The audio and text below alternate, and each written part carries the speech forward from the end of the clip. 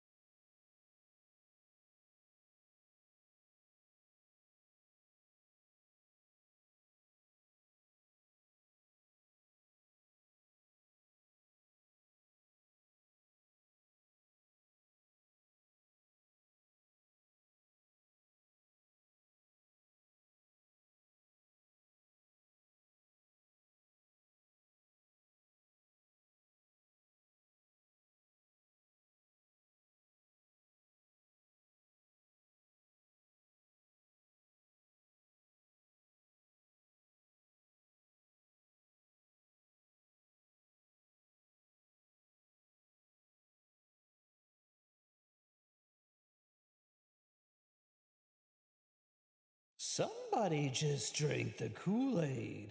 We love casting spells.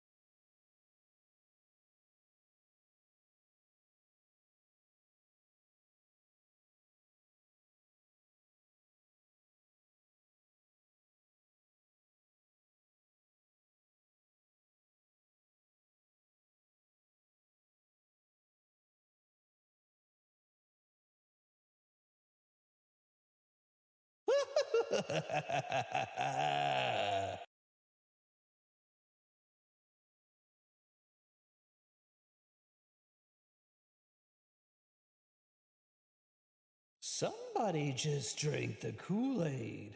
Kabha dance. Kabha dance. Kabha dance. Kabha dance. Kabha dance.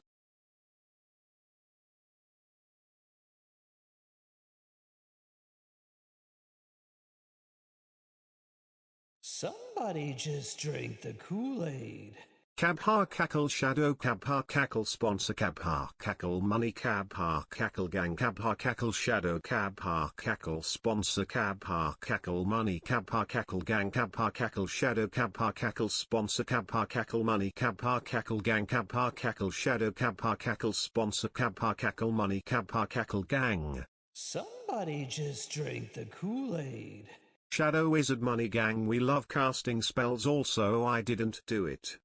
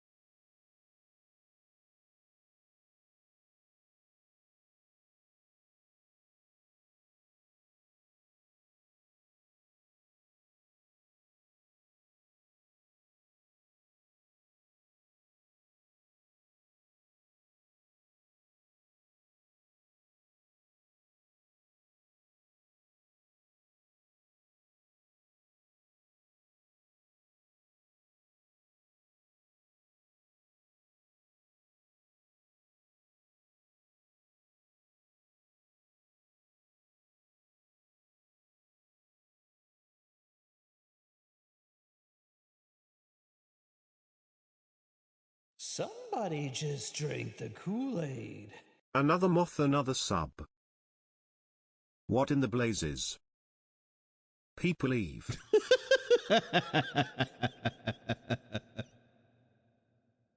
Are you ready, champ? Are you ready? I'm riled up today. Oh, there's been so many things happening.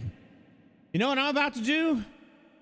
I'm about to command grab the shit out of Twitch and shatter them over my non-existent knees. Just like this. Oh, and probably you too.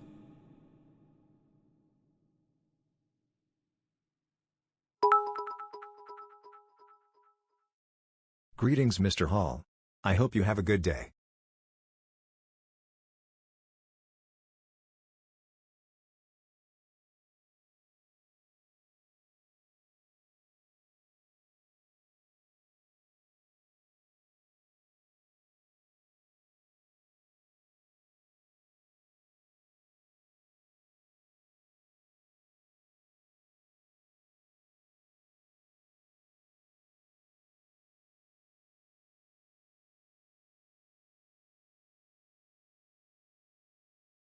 Somebody just drank the Kool-Aid.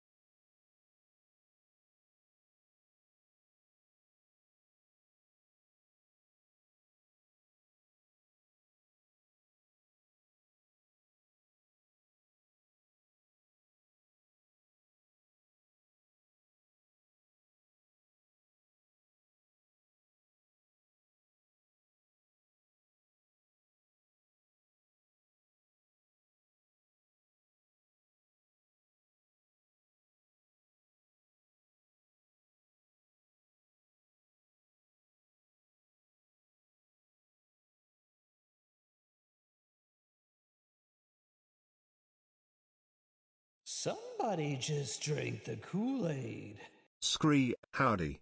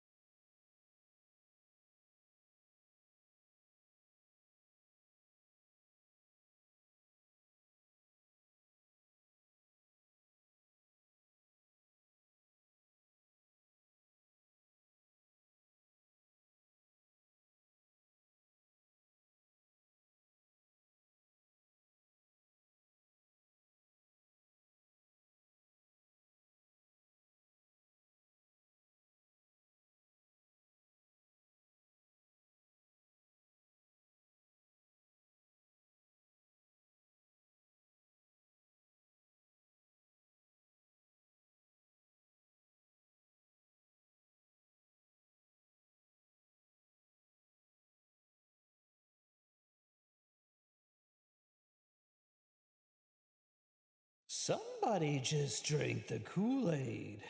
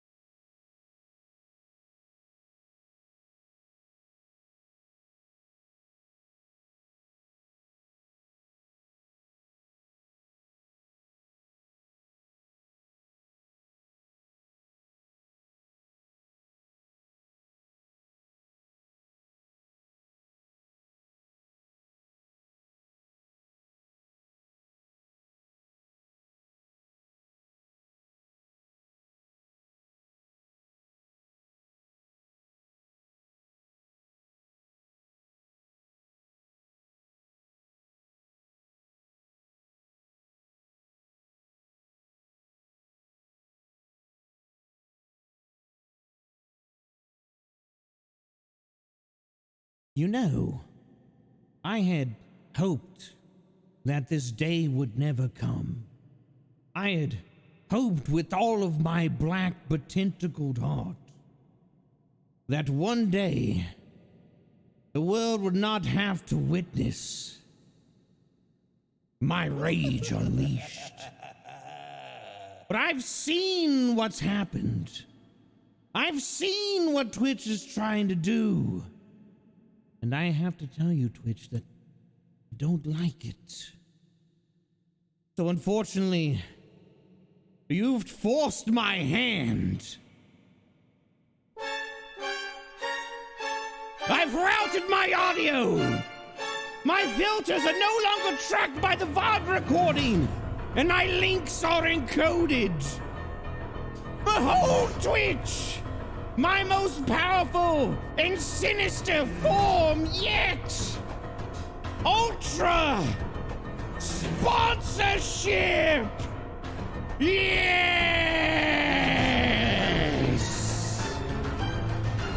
You can't stop me now, Twitch! There are no burned-in ads! I'm just wearing them! Welcome to my NASCAR era!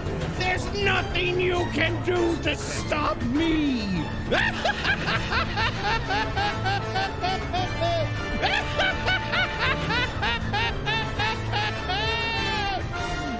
the hate and money flow.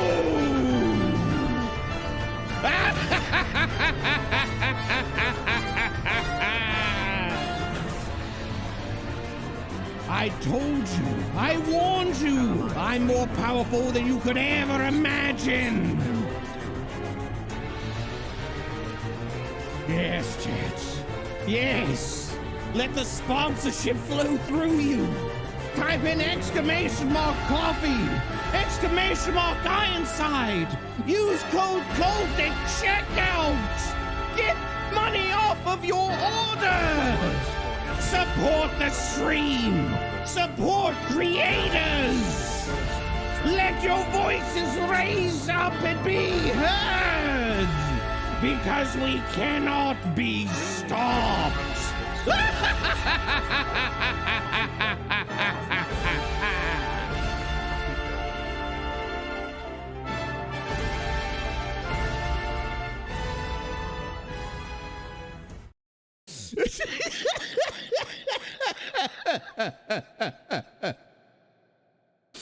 That was really fun. I liked that. That was good. Yeah, you liked it. Yeah, I think it's pretty good. You like my fit, you know? Put 100 bits in the coffers. Beepity boopity, throwing support bits. That was a fun bit. I gotta hand it to you. I appreciate it. I was just like, Sharadizo underscore LK put 100 what can I do? bits in the coffers.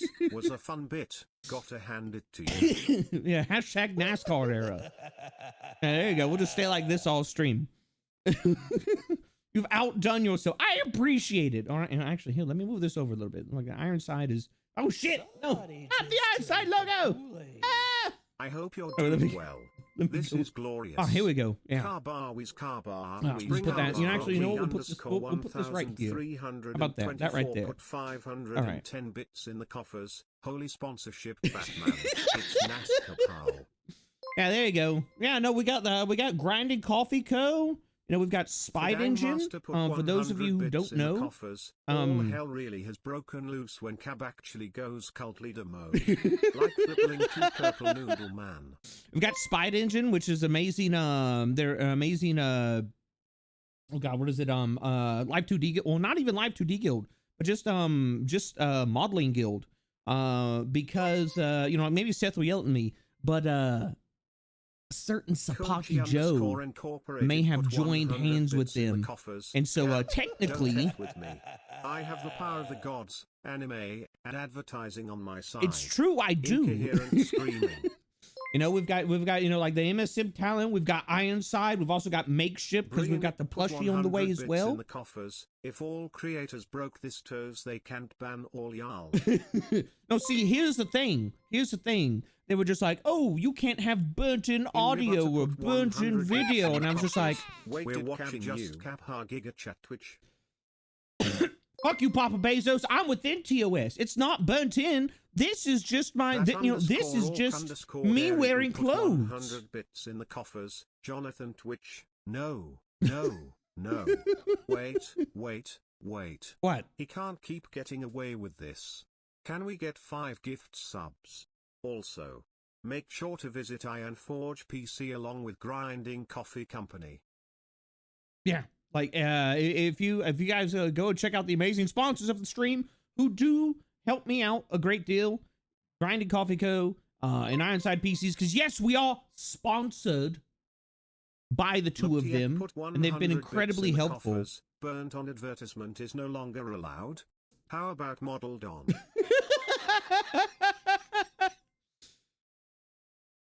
But underscore LK put 100 bits in the coffers. The gods provide spiritual power. Anime gives mental power. Yeah. Advertising gives you support power. Strike fear into all. I'm basically invincible at this point. Gaze upon the face of God. Brought to you by our amazing sponsors. There you go. But yeah, no, it's just like, oh, you want to make life difficult for me and the people that want to give me money so I can continue to do cool shit and pay my bills? All right. Bet. I read the guidelines. I've got a legal team that I fucking work with. And I'm not talking about, oh, this is a guy I know that, you know, like he took like some law classes. No, the great thing. How about they burn in D's nuts? Sponsor this, Pants Grab. No, we're not sponsored. Burn in this, Pants Grab. No, wait, hold on, wait. No, that's somehow even worse. But yeah.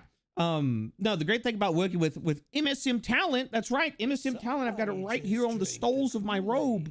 You know, like, they actually have a legal department that like helps us go through contracts and shit like that. And they're just like, I've had the continued desire to equip more Gatlings and beam weapons to walking machines.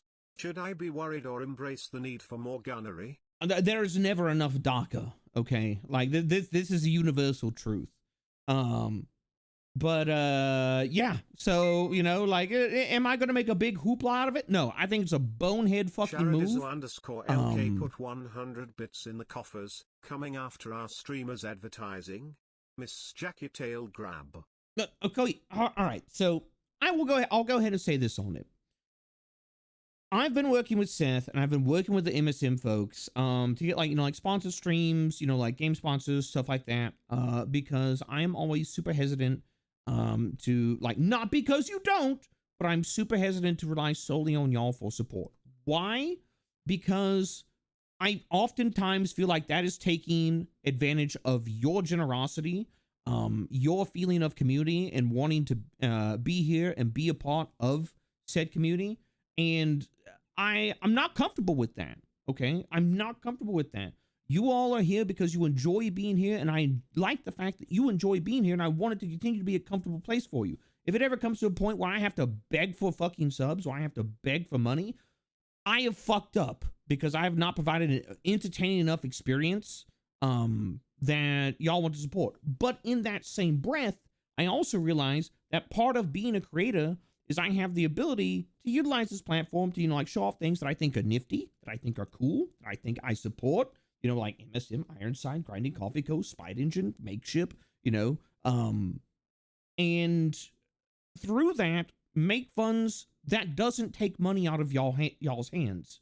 And that is my big thing. That's the thing I've been, you know, talking with Seth about, and I've been trying to work with him, work with Joe, work with Cy, work with Salty, and now Husky, and, oh wait, did I ever announce that?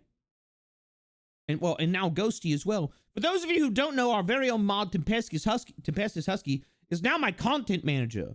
He is the one who helps me go and set up all the YouTube shit. And you know, like basically not have it burn out my fucking neurons trying to handle everything. And yeah, no, it's I've started to work with Husky as of this month, and Husky is just an absolute fucking delight.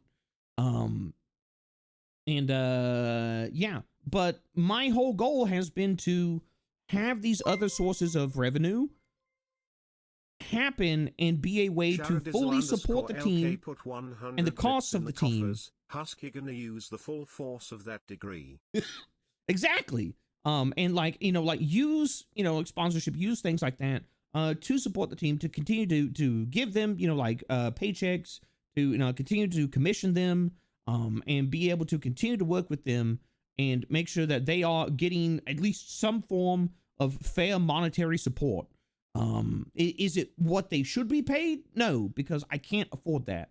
But it's what I can pay them, what me and them have talked about and like agreed upon, and, you know, it helps them out. And the fun fact of the matter is that everybody I work with is a friend. There's somebody that I care about. There's somebody who I want to see succeed. I want to see them thrive. And I want to, you know, like use my platform and use this, you know, position of privilege that you all have been gracious enough to give me, to push towards their success, and not just myself.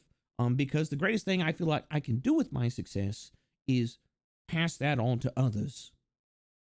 And so one of the things we've been working on is trying to set up these other passive forms of income, through YouTube, through sponsorships, through things like that.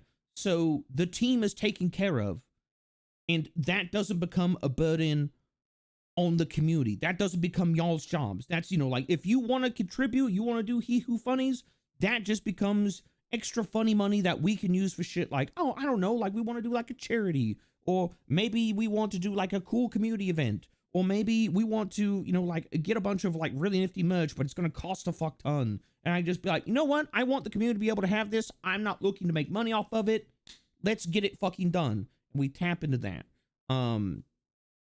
Or, you know, just continue to, you know, like get more games and do more shit, get new models, get new scenes, break into the world of fucking full 3D environments, all of that. And when sponsorships are inhibited through the boneheaded decisions of, you know, suits who have no idea what's going on, and are so completely out of touch, because here's the thing. At first, I attributed the decision to malice. And then I actually talked to a couple contacts who will remain unnamed, but they, you know, like have long histories, you know, like in Twitch, working with Twitch, things like that. And there's like, nah, bonehead fucking decisions like this have been going on since like 2017 and shit like that. And I'm just like, are you serious? And they're like, yeah, folks are that fucking out of touch.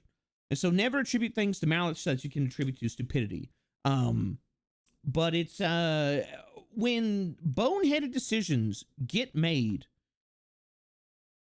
and it affects, you know, like, and it affects advertisers and stuff like that. It doesn't like, I was like, oh, you're hurting the top. No, like even like the you know, the smaller creators, like they'll go and do the game sponsorships. They'll get extra fucking money in. I have numerous friends who are in like the, you know, like, it was like 50, 60, 70, 40, 20 range. And they've done sponsorships and they've got like $500 out of it. And they're like, dude, this $500 helped me out a lot.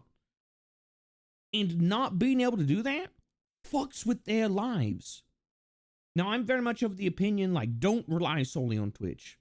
And there's an extreme difference between like, oh, let's use a system, you know, like outside of Twitch, but still be like pretty much only on Twitch. No. Like, I'm not the shining example of it, but even I have like alternative platforms. I've still got Twitter. I've still got fucking YouTube.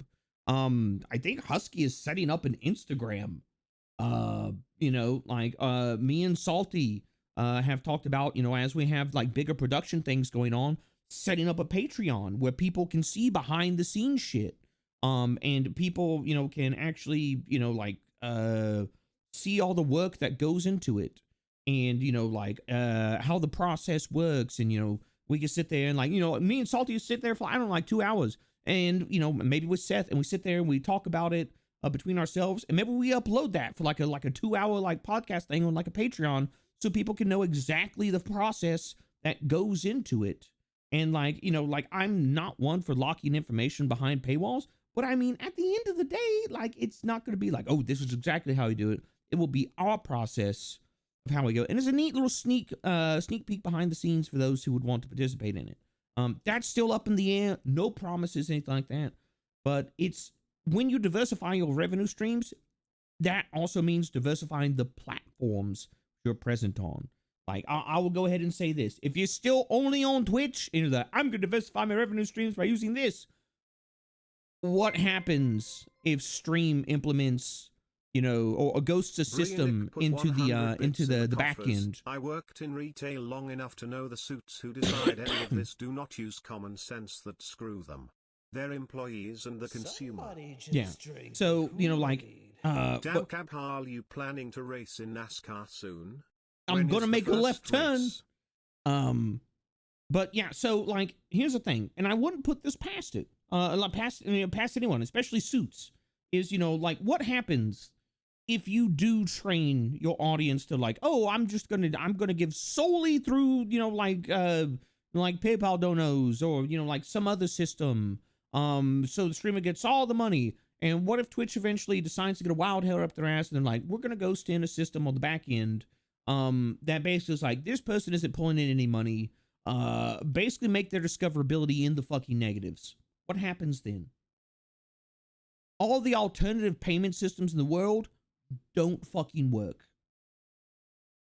Because at that point in time, you're basically locked in a fucking oubliette in the basement of Twitch and you're left there to rot. No, go use other platforms. Diversify. Use the passive discovery of things like Instagram, like YouTube, like Twitter, like a fucking anything, Facebook if you fucking want, okay? Go explore alternative streaming platforms, all right? See if shit fits for you. There's a whole host of choices out there. You know, explore alternative, you know, like monetization platforms, like Patreon, like Coffee. See if it's a fit for you, okay? And this is to all my content creator friends. We cannot allow, you know, like as much as we may be attached to Twitch, because I'll be honest, I love Twitch. I love the community here. All right, it's amazing. I've gotten to meet all of you through this platform. We have made the amazing community that is the Violet Sign community through this platform as our mainstay. And I don't know about you, but I'm extremely proud of that. And it holds a special place in my heart because we've had good times. We've fucking cried together. We have laughed together. We have had extremely emotional moments. We have gone and been able to literally change people's lives through utilizing this platform. Not huge overarching things, but little small steps at a time that have added up. And I am attached to that. I will go ahead and I will say that. But just because we're attached to this platform doesn't mean we should overlook its flaws or forgive it when it tries to fuck people over. And that's my spiel on it. And now that I'm done roasting the fuck out of Twitch, give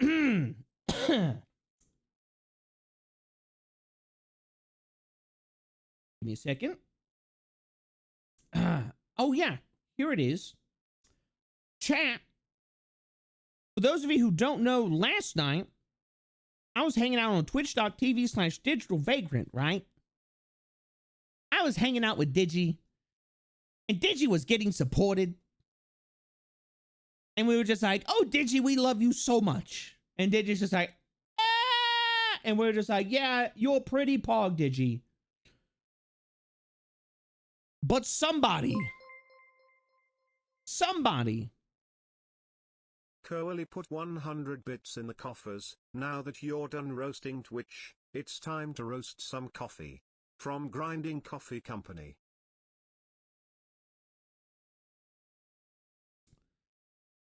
Some community member decided to go off script, okay?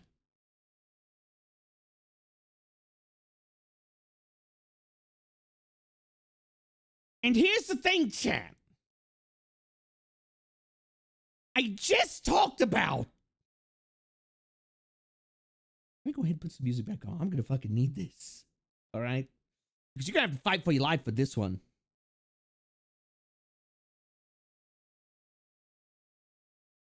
I just talked about not using all your money on streamers and making sure that you are taken care of. And I wake up this morning and I see this bullshit in the Discord. I go and I check my PayPal. There's $500 fucking dollars in it. All right? You and me are having a conversation right now, chat. Because this shit has got to stop. Okay? We're over there, we're causing chaos for other people. That doesn't mean come over here and cause chaos for me. No, I had my OBS off. I was having a good time. I was tormenting Digi. He was mentally breaking down. And I wake up in the morning to see this shit.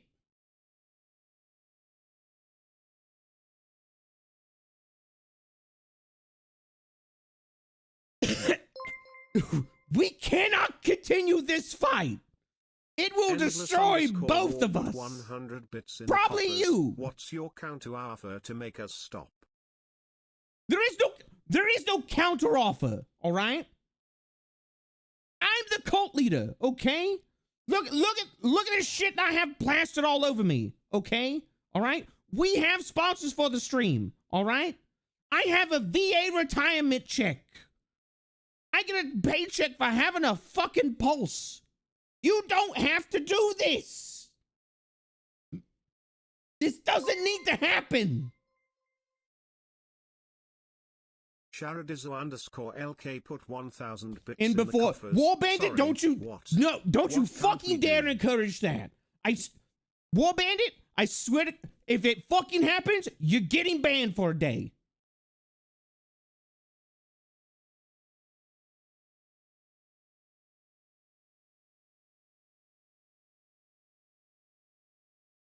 That's it. That's how I solve this. It's too much. Lord_Dress can put 100 bits in the coffers. Oh, looky here. What is this? Is it Mr. Hall's throne page? How interesting.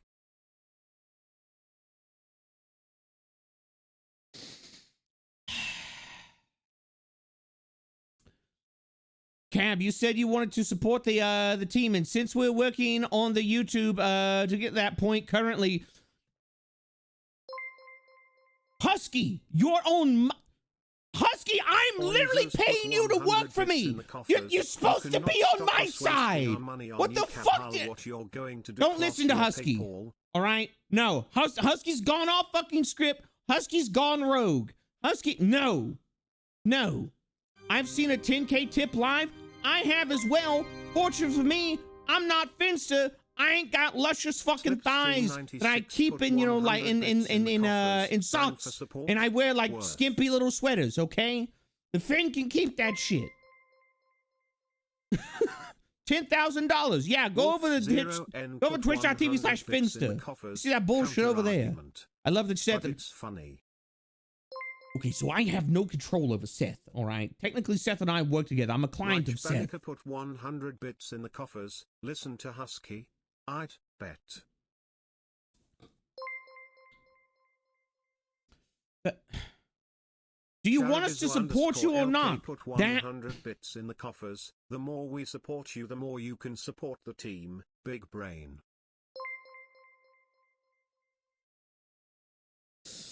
Curly put 200 bits in the coffers. All hail Tempestos. All hail luscious tentacle thighs.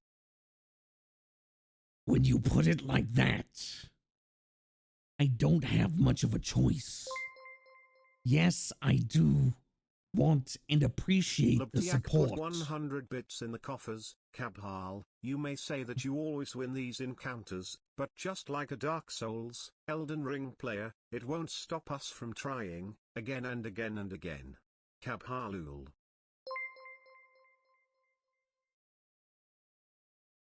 Slipstream 96 put 100 bits in the coffers. Oh, so when we bully others with money it's good. Yes. But now it's a problem. Exactly.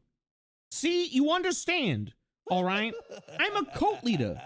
I'm a being of contradictions. So it's okay for me to be like, let's go and support other folks, but not me. At least not to that level, all right? Like, it's funny when we mentally break Digi. And he's just like, and it's just like, you're being loved and supported because you're a fucking excellent person and a friend, and we appreciate you. And it, you know, like this, it screams all, you know, like they're ambrosia for the soul. Bits in the coffers. Cab, you say you don't have thighs, what? Yet you have more thighs than any normal human. You have all those tentacles. You could use those to your advantage. Kabha sip. I'm not opening an OnlyFans. Paradoxical, like a house without walls. Exactly, that's me. I'm a house without walls.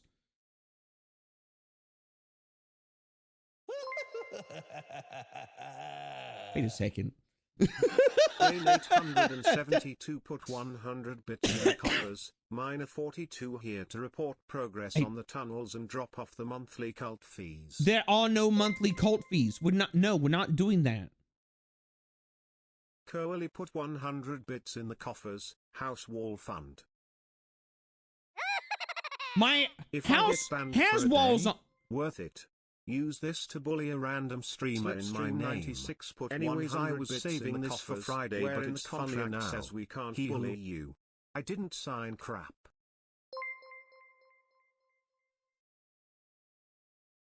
Swaffy put 100 bits in the coffers. You're being loved and supported because you're a beautiful human been watching out for other good beans.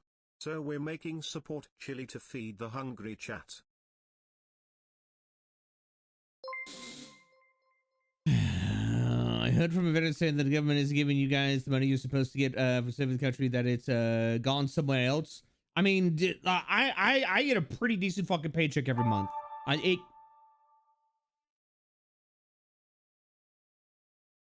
It's more than enough to cover my bills, but I also fall for that shit because I'm 100%. Thank you very much for making that order from Grinded Coffee Co. I appreciate it. Bye, chat. It was nice knowing you. Squirming tentacles that takes my money. Checkmate, cult leader. Jojo. Thank you very much for the 100. Oh my God. For the $100 dono. I appreciate it. I really do. You know it's unnecessary. I know you went ham last night in Digi's chat, okay? And I trust that you're a fiscally responsible adult. However,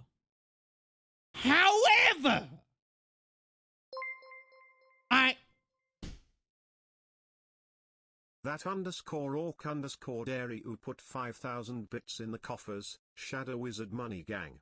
This orc is casting spells, yo. Dairy oo out.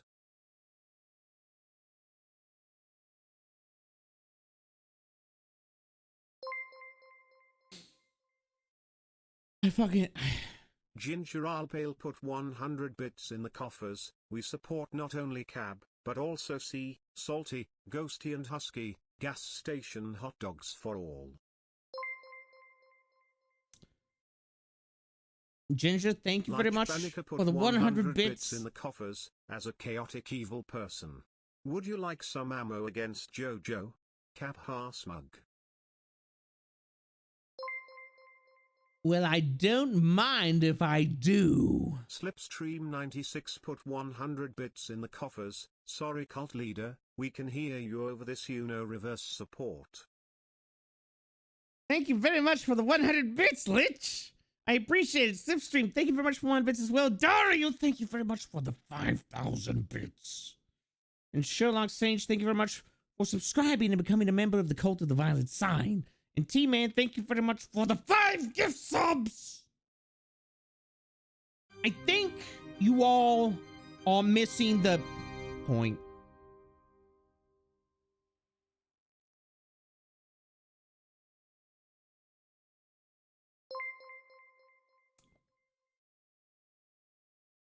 Lich Banica put 100 bits in the coffers. Copy pass to go. All right. So you know what? No, let's put a pin in that. Let's put a pin in and crucifying Jojo with support at the moment. Coffee be done with sugar as well as dark. Give us this day our daily caffeine, and forgive us our gremlins, as we forgive those who are gremlins towards us. Lead us not into Starbucks, but deliver us to Tim Hortons. For thine is the creamer, the Java and the Jojo. Forever and ever. Amen. I'm copying that. I'm putting that in a Word doc. Jojo, expect me. All right, first off, coffers. Is it Shadow Wizard Money Gang because the Shadow Wizard is being attacked by the Money Gang? First off, I'm gonna have a fucking stroke. Endless _ She's just like me, for real, for real. Coffers. Your own sponsor is Dono bombing you. First off, Ironside PCs, thank you very much for the 10 gift subs. If it moves, I will bite it. Never miss, only bite. Any who have some more Kabhaal supported nerd. I appreciate it. Are you guys it's like, isn't it like a bit? It's a business. It's a work day, right? It's a business day. All right. Like, I get it. You got to test out the PCs. You know, like I get you got to make sure everything's good because you guys are really big on like making sure, you know, like quality is there and quality assurance. But like, you know, like you did have to come to my stream to test it out. And like, you know, I don't think the gift sub button qualifies as a legitimate test of hardware and software. Lichbanica put 100 bits in the coffers. Joke's on you, I work from home. Kabhaal get Dabden.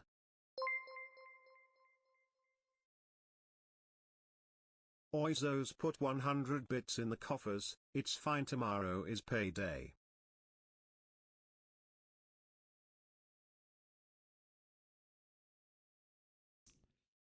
And hello, Callist. I see that you're here as well.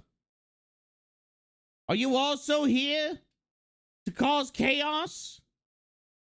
To make sure that memery is afoot? That there is fuckery to be had? Is everybody I work with in league against me at this point in time?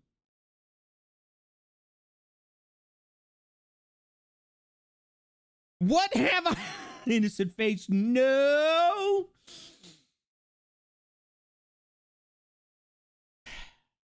You know what? I don't think Callist would lie to me. Somebody just The drank Callist, manager over at MSM Talent, a person that I deeply trust on both a personal and professional level. She wouldn't lie to me about being here to cause chaos. Would she?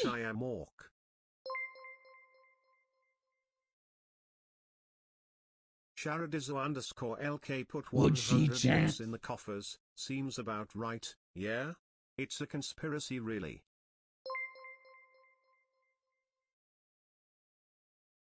Lichbanica put 100 bits in the coffers. Kabhaal cackle shadow, Kabhaal cackle cultist, Kabhaal cackle memory, Kabhaal cackle gang, Kabhaal get Dabton.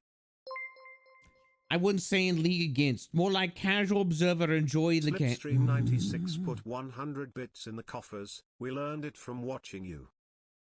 Somebody just drank. Then you also should have learned. You have pretty eyes, Cap. Thank you. The bioluminescent. Just think how much Gamba you can do with this support. Kabhaal, it's flushy, Kabhaal, it's flushy, Kabhaal, it's flushy. I love that emote.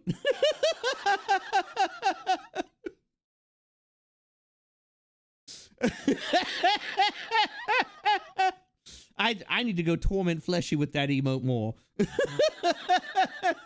at that toilet cat. I wonder if you could put a logo on your hands. Probably.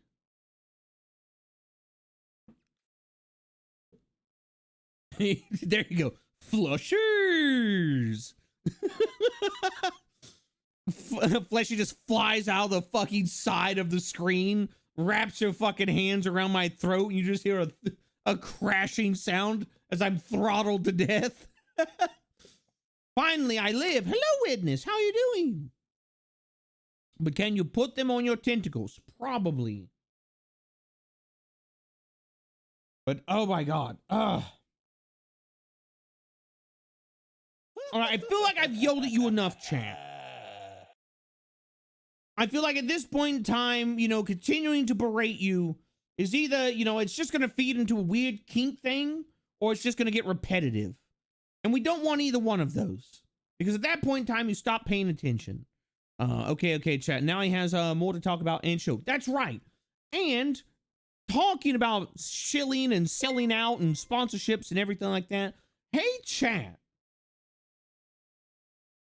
Did you know that not only am I and numerous friends and colleagues over at MSM Talent are going to be at Off-Kai Expo next week.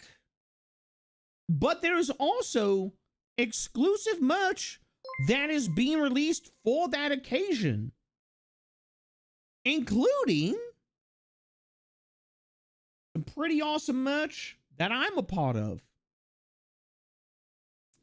Would you be interested in something like that, chat? I lived it. It's about what happened. Water leak turned into a 10K loan. Computer died. Got a flat tire and a new one. And so all in all, I lived. Well, I'm glad you're still alive. Greetings, funny purple man. It's a wonderful to catch you for streams. I want to thank you for all the laughs and entertainment. Well, Drunkle, thank you very much for coming and hanging out. I appreciate it. I'm glad that I'm able to give you a good time. Damn, I'd love that. I don't have the money to get over there though. Well, see, here's the thing.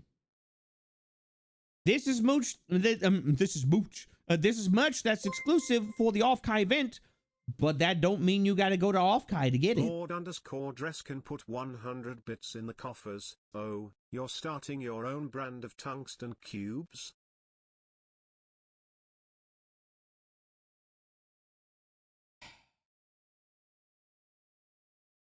Really? Again with the tungsten cube?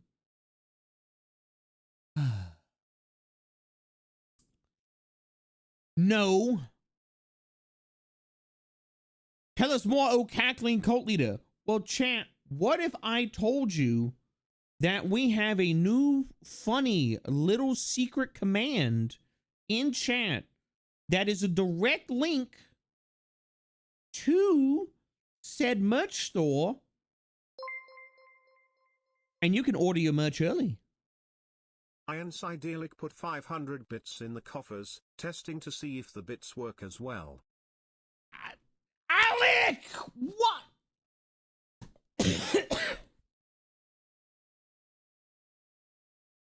Alec.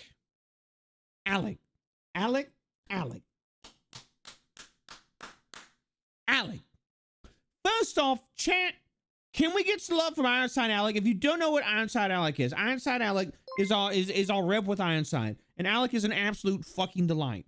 Alec is the person that we've dealt with most of the time. They're the one who has meaned hella fucking hard on Salty when Ironside was getting her computer. So like she can, not have to deal with one that's a fire hazard. Alec has been nothing but a pleasure to work with. They have made the experience in working with Ironside just an absolute delight. And they're a treasure of a person. But also they're a master in stirring shit, as you can see. But we appreciate Alec because Alec just, does a lot of cool shit for a lot of cool people.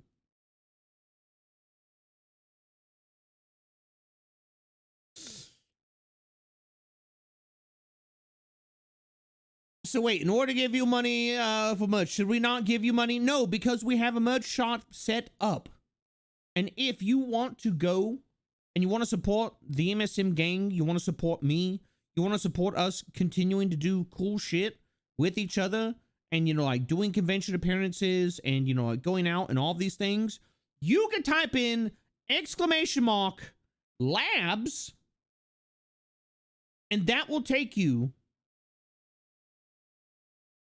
to the merch site where you can go and you can get your Off-Kai merch with a bunch of folks that are part of MSM. You've got stuff with me and Grimmy. You've got stuff with Fleshy and Chubbs. You've got stuff with me, Salty, Heavenly, Cotton. Just there's a lot of really cool things over there. This is going to be merch that's exclusive to Off-Kai. And yeah. I'm getting the Grimmy and Cab poster. Not only that, chat, but if you use code PURPLE at checkout, you get 10% off.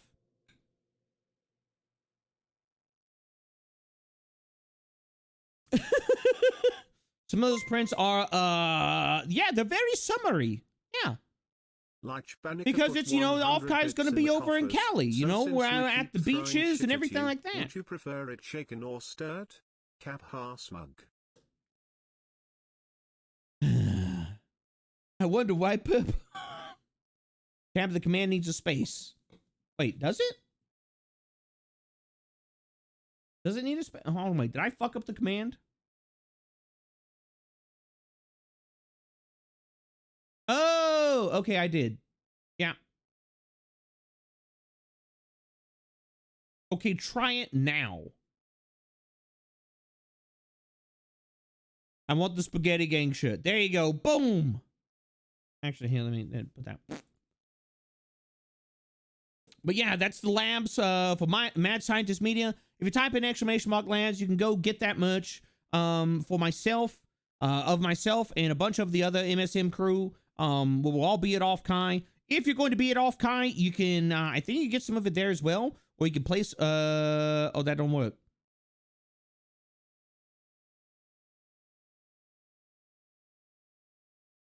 Is it not working? It literally just worked.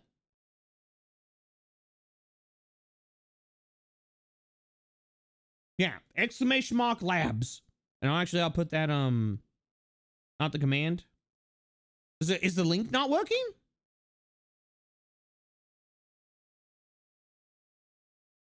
The link is working. Yeah, the link works.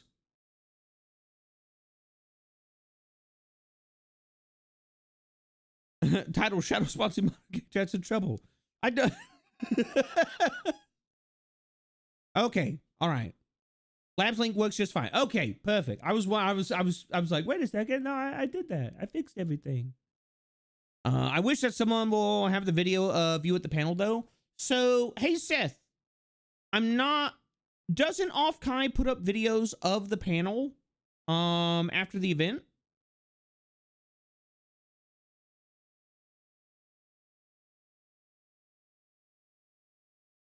You'll be able to stream it to your channel. Actually, we talked to them last night. Well, see, the problem is it's going to be 1 o'clock in the fucking morning. So...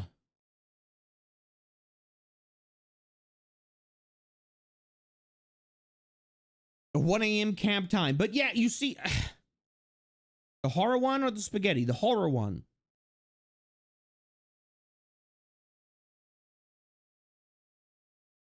Ah, yeah. Did you know people will show up? True, but we will actually be showing off some exclusive stuff at the panel. Well, not exclusive. We'll be showing off some stuff for the first time at the panel. And then you'll get to see it that Monday for the first time as well. And the rest of it will watch the VOD. Yeah, so I'm also going to be a part of another panel, which is going to be myself, Salty Jub, Heavenly Father, and Cottontail VA. And that is going to be our, Spaghetti Gang panel. I'm going to make a tweet about that. Actually, here's my question, chat. Salty was the first one to announce it, but each of us are going to announce it in turn. Should I just go ahead and make the tweet now? Heavenly on any panel is going to be fantastic. Yeah, it's going to be interesting. Yes? All right. I'll boot up Twitter. So we've been live for like what? We've been live for like an hour now? Yeah, I should be able to make a fucking tweet. That's such a powerful combo. That's what happens when you put 4 absolute gremlin individuals together, as a as a group. All right, I'll get rid of that one. But I'm gonna keep all my sponsorships and all my support stuff. Okay, so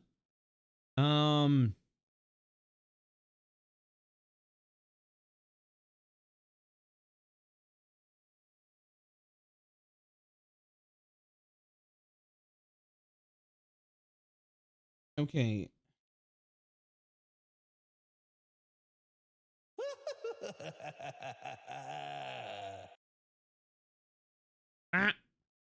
Here we go.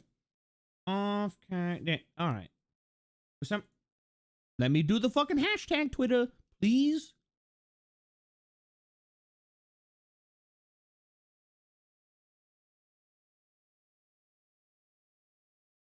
Um,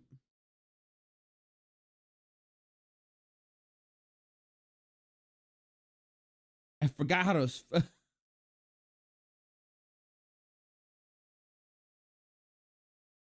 that how you spell spaghetti? I spelled it like. Come hang with me and the rest of the spaghetti gang.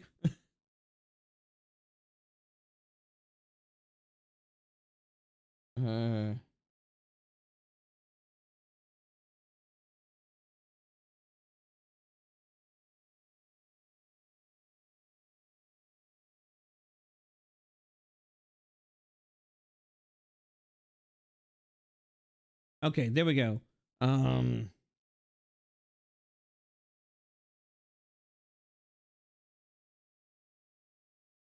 There we go. I click on that.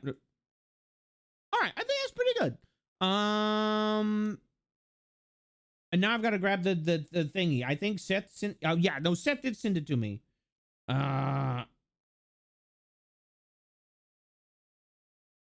we go. Let me open this up. Let me grab this image. We'll throw it into tweet. And then I gotta tag Heavenly Cotton and Salty. So we go.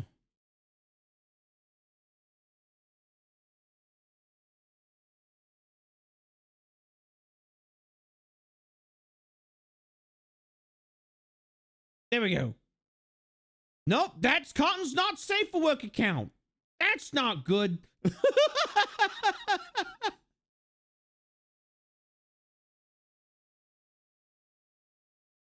All right. Whoops. All right, I'll do this. I'll do this instead.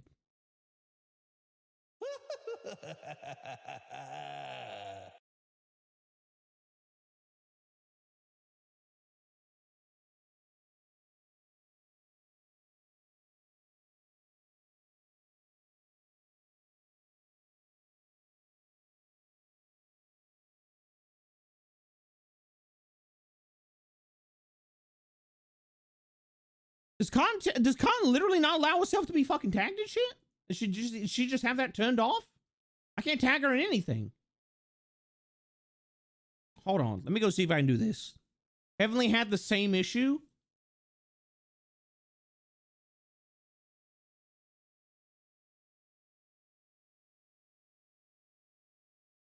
I think she probably has the setting, Twitter's having a hissy fit. Is it?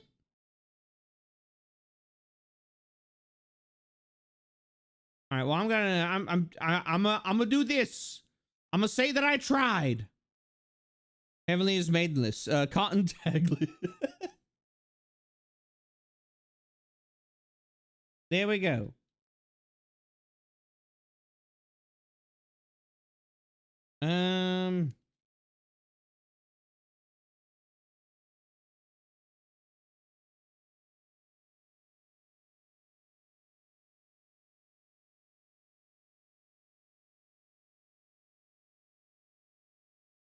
And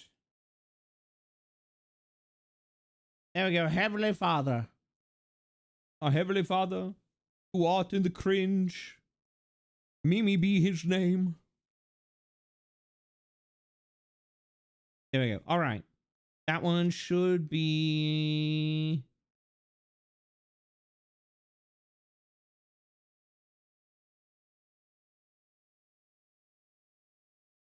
There we go. I'll throw a little bit of alliteration. Right there. Okay. Tweet all. There it goes. It's going out. Blessed be his drip. All right. Let me go. Let me grab this and I'll share this with all of you.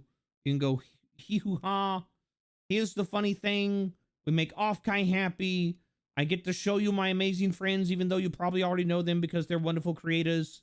And if you don't know them, you definitely should go check them out. All right, here we go. Here's the tweet chant. Here it is. Boop, right there. Go, go, go, go. It has almost like 1K followers. So Cotton has 2 accounts. She's got 2 Twitter accounts. One is like is basically like her regular, like, you know, like a sponsor friendly account. And then she's got like the other Twitter account. And the other is a fucking landmine. A lot of people look at that landmine like, I'm gonna throw myself on that landmine.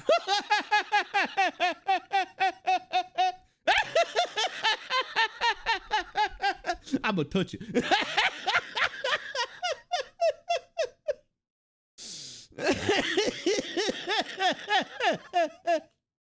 Dude, fucking, some folks is over there just doing a flip right onto it. Right, oh no, where's the link to avoid stepping on it? No! All right, I'm only telling Twitch to go fuck themselves with my NASCAR get up, all right?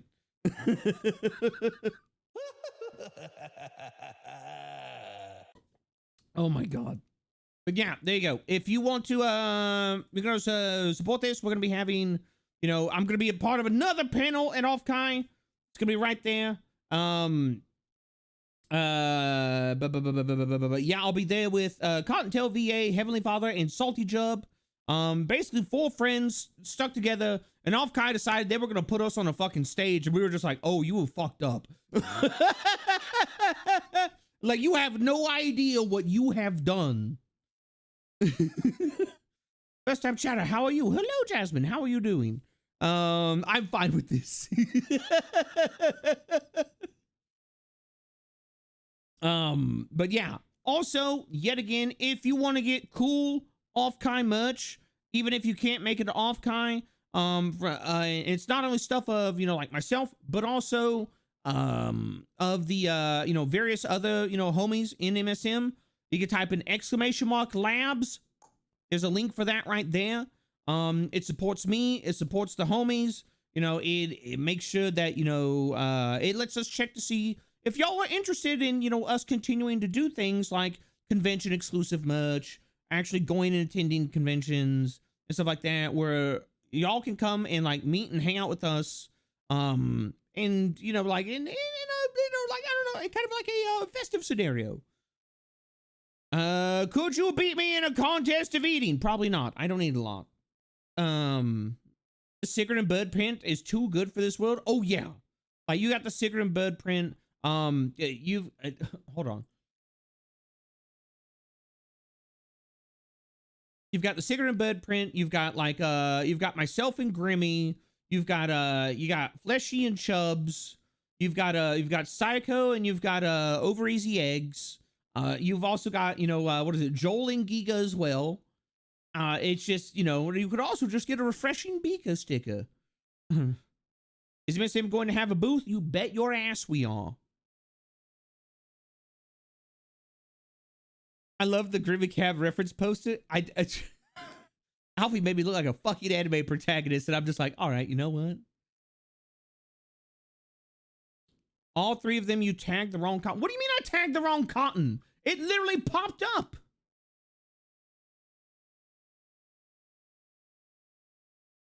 Oh, well, shit.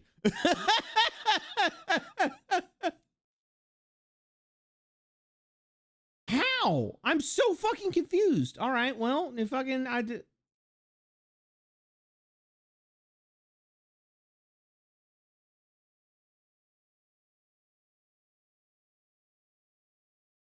I literally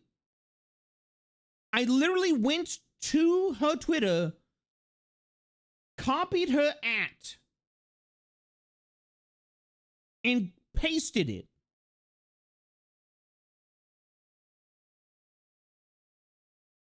I literally went to her profile, the 430K follower one,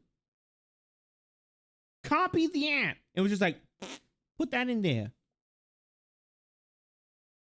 Is her @ Kabhaal? Yeah, it sent me to a profile. Did it? I don't know. I fucking deleted it. I deleted it. I'll put the right one in there later.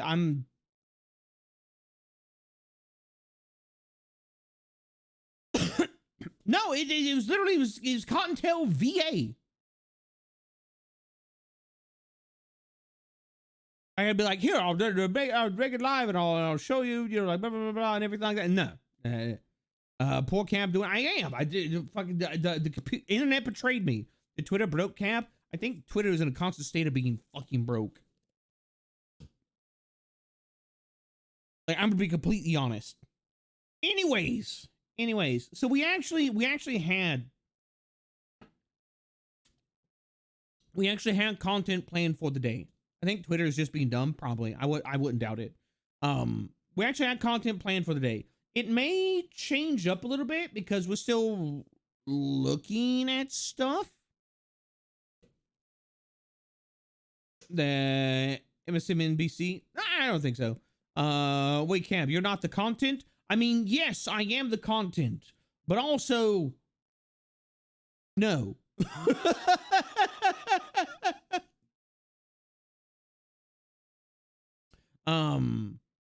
Twitter broke. Twitter's broke on various fucking levels. So the idea today, all right. So for those of you know, for those of you who have been around for a while, you know that normally on Wednesdays we do like art streams and stuff like that, right? But today I didn't want to do just an art stream. Like I've said before and I say it again, one of the hardest things is like when you're doing content is also getting to spend time with your content creator friends. Because everybody's fucking busy, everybody's working on shit.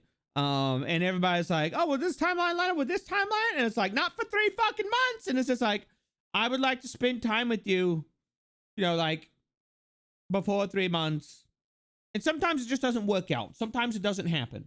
And that's okay. You know, like I'm one of those people where, you know, like I can disappear for a fucking decade. I come back and I'm just like, and it's like, oh, we're still friends. I'm like, why would we not be? And so, like, it's not a big stressor for me. But I know not everybody functions like that. You know, like I saw Lena do a fucking tweet about it. And, like she was, you know, talking about her social battery is, you know, fucking nigh non-existent. It's sometimes hard for her to get back to people. And like, she can't constantly do the, you know, like up somebody's ass, you know, like constantly checking on them. I can't do it either. Like it will fucking destroy me. It will drain my social battery so fucking fast. I'm not going to be able to handle it. But also, not also, but you know, so that's why I'm the type of person like, you know, like, oh, we haven't spoken in like a month, you know, we're still, you know, like thick as thieves. Okay. But you know, you just don't have to communicate every day. But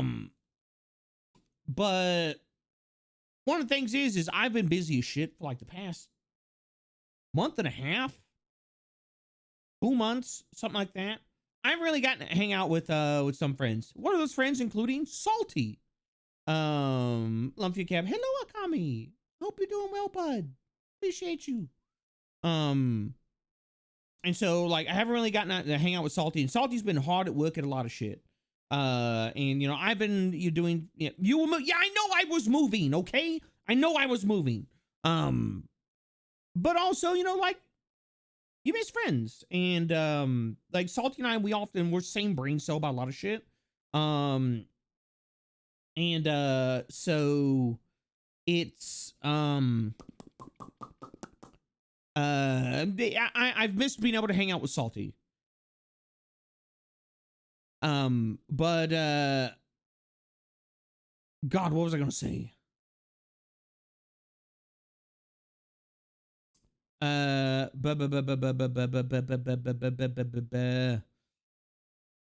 put some bass in the little girl voice. Hey Billy, what the fuck are you on about?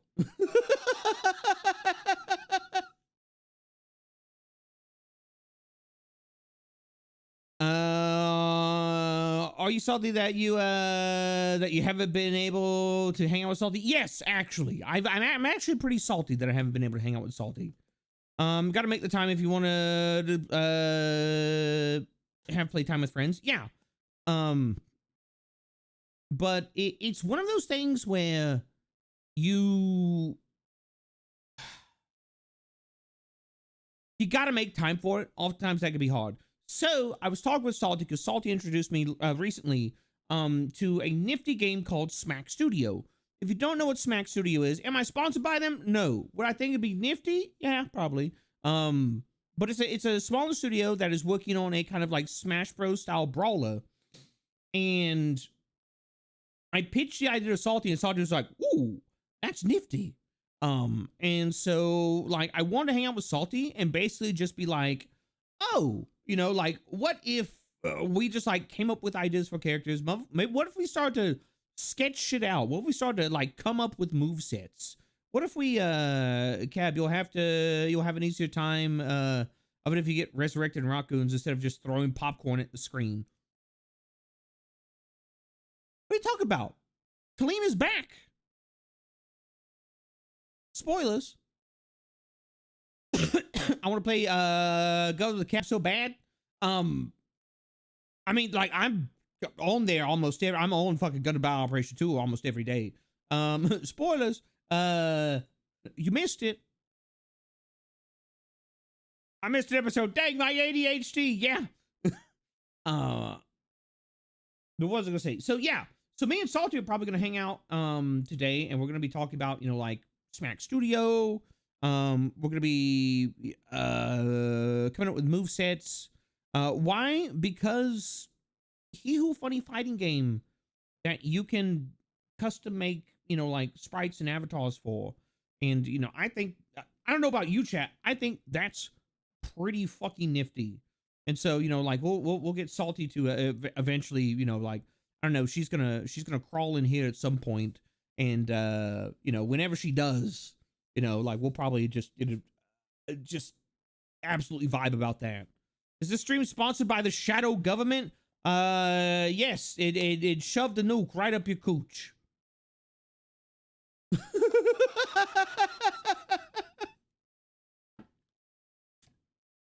Shadow Money Wizard game. Oh Jesus Christ!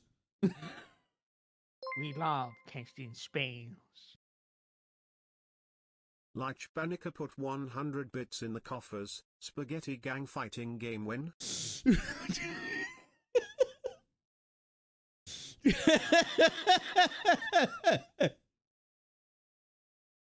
This stream is sponsored by the shadow government. Apparently. Oh, Salty, how long has it been since we got to like actually fucking hang out on stream and talk? Just talk. Yeah.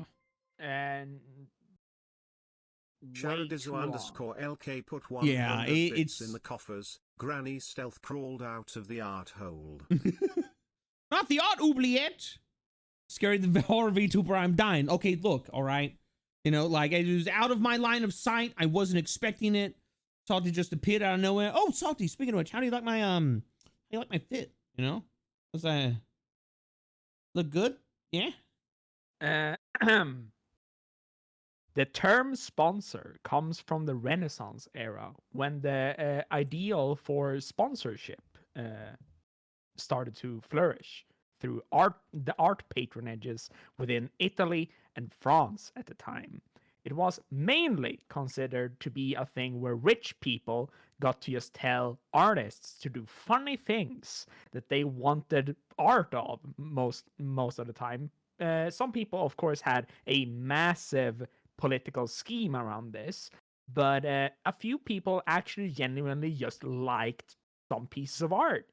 And if you scroll it back even further, the actual term sponsara means promise in Latin, and comes from the fact that more than 300 years BCE, we saw that some really rich Roman people, there were Romans, so they were questionable to begin with, wanted to throw their name out there into the ways of making specific gladiatorial individuals battle it out in large circular arenas against one another, and went, I like that guy more than everyone else. He's willing to say things and make my brand / name / political scheme way cooler. So I'm gonna do that. And guess what, Cab? Back in the day, they made that illegal as well. Once upon a time, rich Roman people wanted to sponsor gladiators more than 2,000 years ago. They did that, And guess what? The people who owned those gladiatorial arenas, they hated it because it meant that every single thing that the gladiatorial arenas wanted to talk about, what they wanted you to spend money on, was now secondary. Their actual commercials, quote unquote, was now secondary to the sponsorships of the rich people going, I'm gonna paint my gladiator green because that's the color of my house and whatever. Cab, this is a universal human thing that we are going through right now.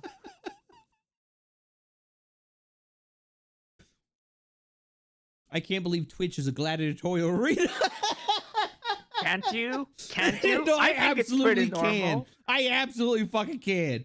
People have a fucking blood on this platform. I absolutely believe it. Man, I learned something today.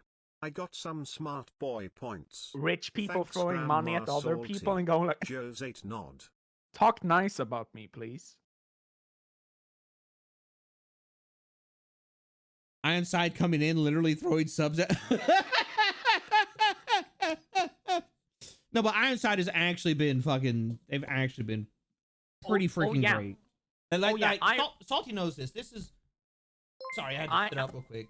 I live an easier life due to Ironside. Ironside. Put 100 bits in the coffers. It's one of my things is. History repeats itself. Raise up the arms for thunder. History repeats itself. Kabhaal history repeats itself. The voices are back. Two of my favorite people on screen.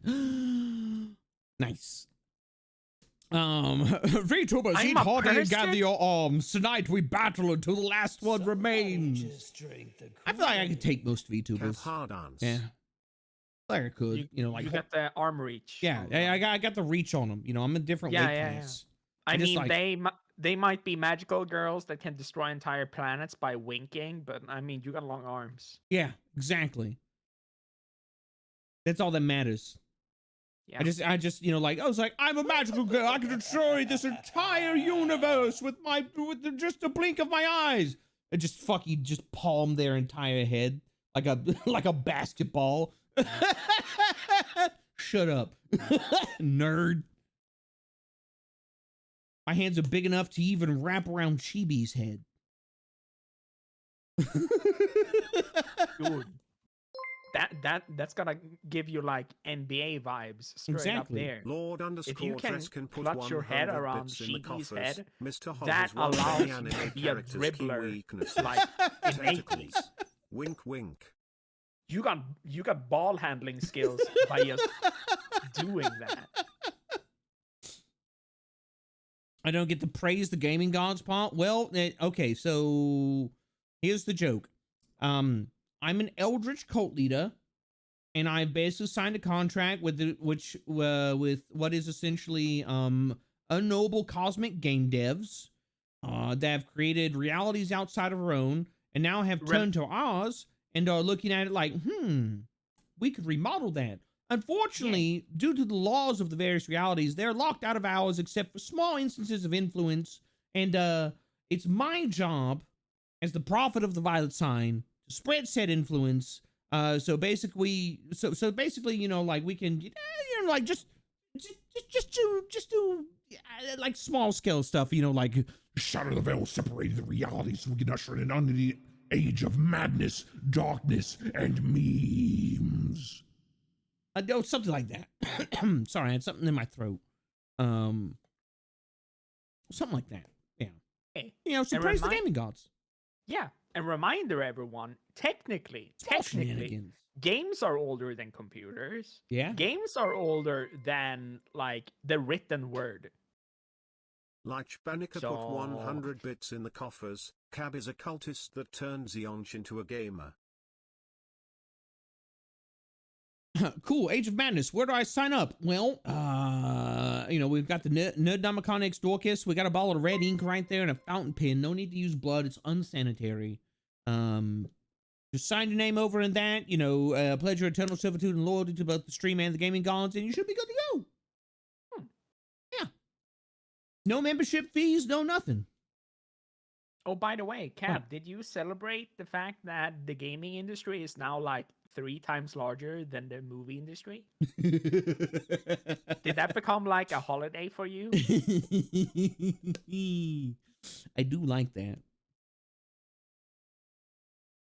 I can I so easily beat Salty. I just toss her to an empty potato chip bag. And I got a salty bag of chips. Too bad. Here's the problem. You are not 11 dudes. 11 big guys. Yeah. See, in some gnomish Swedish folklore, gnomes have the strength of 7 to 11 men. Therefore, if you aren't 7 to 11 guys, you lose. When you find out that 7-Eleven comes from Swedish folklore. Yeah, dude. That's my favorite gas station. That's What up, fellow cult members? Hello, Lando. What about 4 big? What about 4 big guys? It doesn't matter if they're big or they bust on my eyes. What matters is that they are less than 7 or 11. But if there's 12 guys, shit, I can't take on 5. I can't take on 11 guys. 11 guys, nah. Never. The 7-Eleven I went to in Sweden still had the hours of 7 to 11. Yeah, because it's 7-Eleven. Yeah. Like it's false marketing to have a 7-Eleven open 24/7. Yeah, and then actually, is there a gas station franchise that's 24/7? Is there a 24/7 gas station franchise? Like the actual name of it is 24/7? No. There should be. All right, hold on. Entertain stream for a little bit, Salty. I gotta register something with the copyright office. Okay. I'm gonna pull an amaranth. I'm gonna invest in gas stations. Gas station 24/7. Where 7-Eleven, but better. Exactly. Oh my god. Oh. All right. So the idea today, Salty, was, well, first off, we just hang out.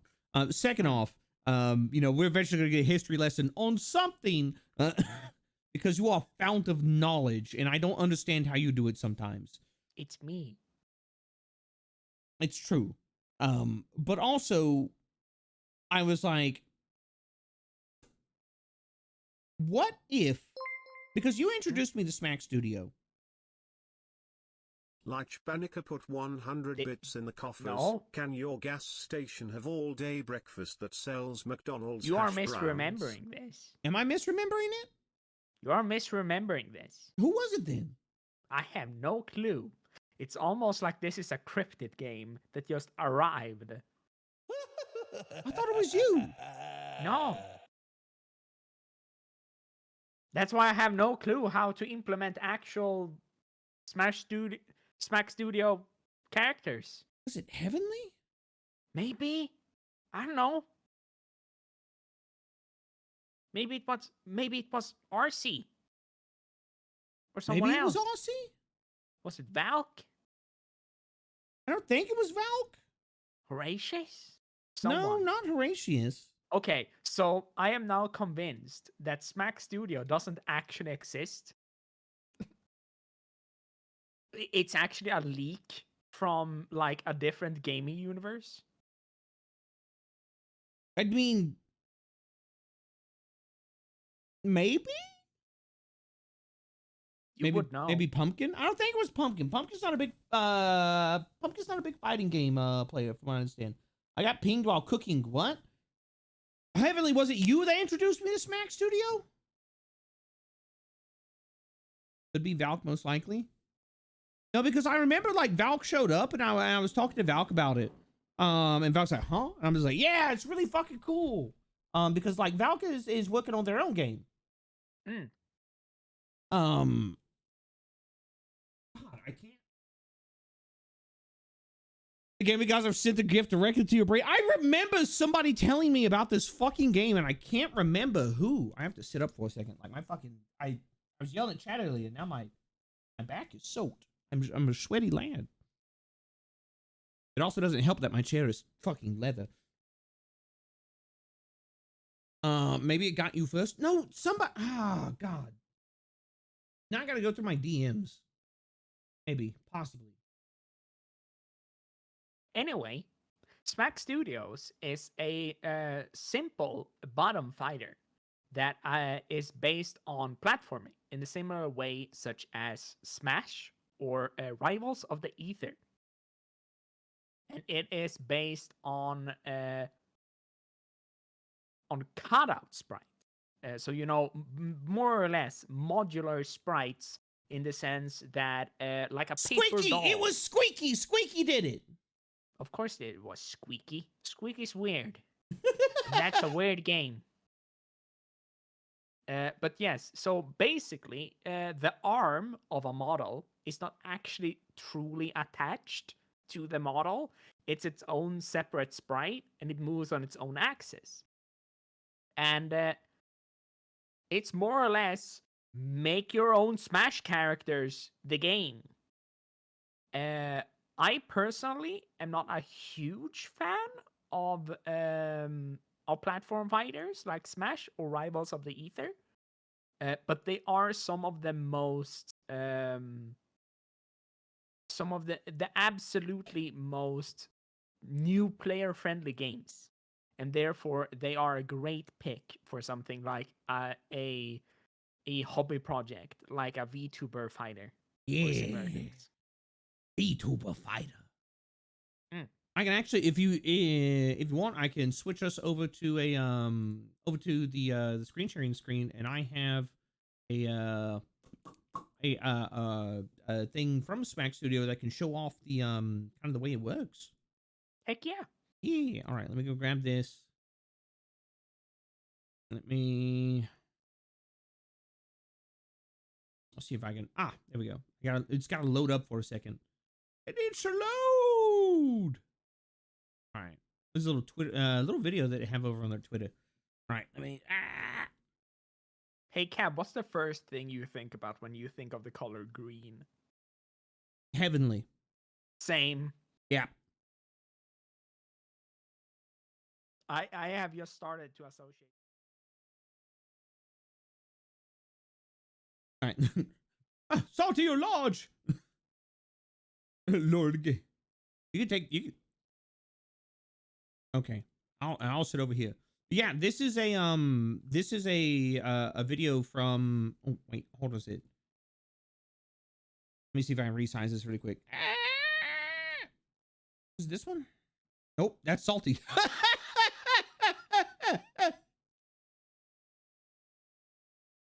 Yeah, it's this one. Okay. These wounds of wrath forever deep.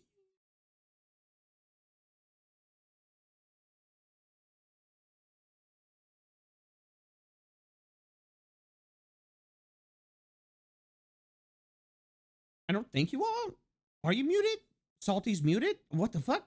No, there should be. Okay, hold on. Discord audio. I think you were. That's unfortunate. That's weird. I think We you are should be good together, now. Kabhaal. There is only Hello. darkness for the universe and only death for Kabhaal enemies.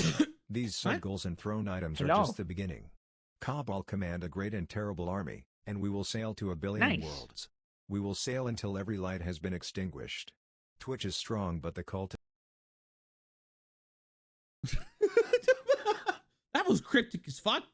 It was cryptic as heck. Also, Thank you very your much for the community, 100 bits, Legion. I appreciate it. your community sends such long freaking messages. They do. They like their copy pastas.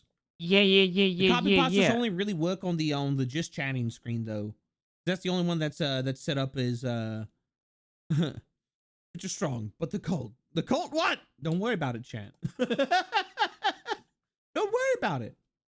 But as you can see on this picture, or rather the thing that Cab soon will talk about, this actual thing that you're seeing here right here, as you can scroll back, Cab. Stop playing it. No, Uh, show it off first, and then we can scroll back at it. Okay. I've been obsessed with video games since I was a kid, and I've also been obsessed with making stuff, or like characters and stories, Brett. and that's why I got into animation in the first place. I think a big part of that passion I have comes from video games. A game where you can Burned make by your the own embers of stuff, Armageddon, like unbelievable Cobb's soul creative blistered by freedom the is, like, fires of hell and tainted beyond ascension, he chose the path of perpetual torment. In his ravenous hatred he found no peace, and with boiling blood he scoured the Twitch plane seeking revenge towards the Amazon Primes had wronged him. What the fuck? Are we riding my dog fantasy arc? Is that what's going on? Reaction Anderson. Customization is based. Oh yeah, it absolutely is. But yeah, there you go, Salty. There's an example of what you're Okay. talking about. Yeah. Yeah. So if you guys look at this model very quickly right here, you can see that he has a bunch of pivot points.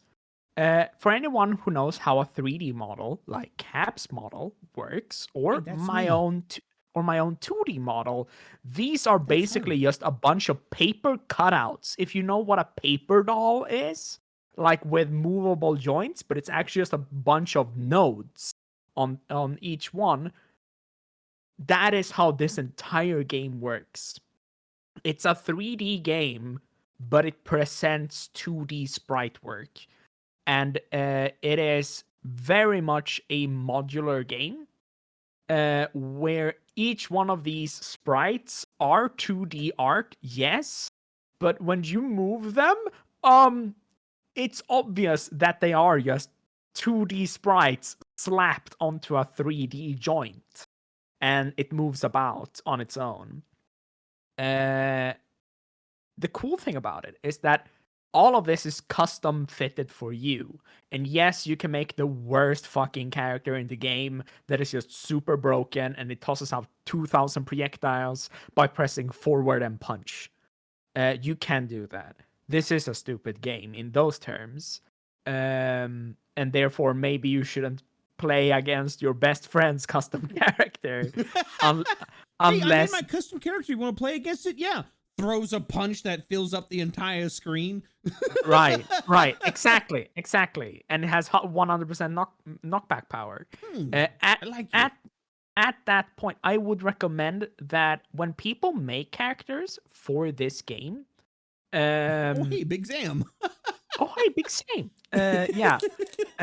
When people make characters for this game, they should try to just make characters that feel nice rather than one that is the best at something. And don't come at me with any fucking chicken shit arguments of going like, no, but it's actually balanced, when your character is obviously broken or like not intended to interact with other characters that have been made. What game is this? This is Soki. This is Smack Studio. This is a game that's on Steam. It's really nifty. It's a platform style fighter. But it's probably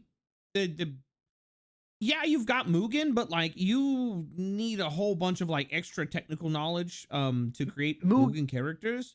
All of this is like in game. You have a complete in-game creator. Mugen and Rivals of the Ether are both two games that have a custom character focus. They are a game that allow you to basically make your own fighting game with your own custom characters, with your own custom sprites, and your own custom movesets, if you so desire, and then share those with each other. However, what makes Mac Studios pretty cool is that it's built into the game, while the other two require you to know at least some programming. And you need to follow a system that is specifically tailored to itself, while Smack Studio itself focuses heavily on the objects that they have presented to you in the base game. In exchange, yes, you still do need some kind of like animation skill, and you need to work a lot on making your character work. But hear me out. If you wanted to make a single character for a fighting game, if you want an average workload on how to make a fighting game character from the base and up, most fighting games that are indie fighting games have about, and hear me out now, chat, about 560 hours spent on each character's baseline system. 500 plus, sometimes 560 plus work hours on each character's system. And then you need to fix hitboxes on top of that. You need to fix balance on top of that. You need to figure out a move set to align better with it. You need to adapt it over time. You need to do visual assets to it. But what is cool about Smack Studio is that all of the small nitty-gritty programming parts are no longer a thing that you need to figure out, because it's an engine built to make fighting game characters. It's pretty neat. Yeah. And it's also part of the reason I want to have Salty on to talk about it, because I think it would be like a fun collaborative effort. Because like me, Salty, you and me have like talked about, like making like, like TTRPGs, like doing like other stuff together. And like it's always kind of like, well, how that it's a lot of work, and it's a lot of things that like you just gotta do everything your fucking self. And so like I thought a fun thing that we like could do over a long-term basis is just like, hey, you want to make fighting game characters for like us and our friends in a system that's like not super serious about it, and we can actually just like tinker with stuff for shits and giggles if we're feeling creative or burnt out on another project. Yeah, you're fun. Yeah. And like that's kind of the thing I like about Smack Studios. Like if we, we can go in and we can make like, we're gonna make this cool like pixel effect for it, or we're gonna like, here's my, with what you know of Smack Studio at the moment, Salty, like if you were to sit down and you were to make a character for yourself, but who will make Zoran and Taka? I mean, like, here's the thing, chat. The game is on Steam. I think it's like $20. It has a Steam workshop. The editor for characters is in game. Yes. You can do it. Smack Studio is a fighting game that comes with a fighting game creator.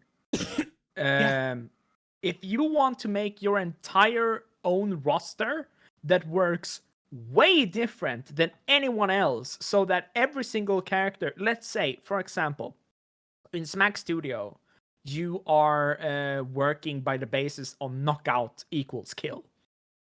If you make custom characters where your entire roster has a universal button that does a universal thing, like let's say, for example, that every single character that you make in your entire roster of custom characters, every single character, when you just press one of like the special button, so to say, if you press the special button, they have a movement option. Every single one has a movement option, and just pressing it in certain directions makes them move in a certain way.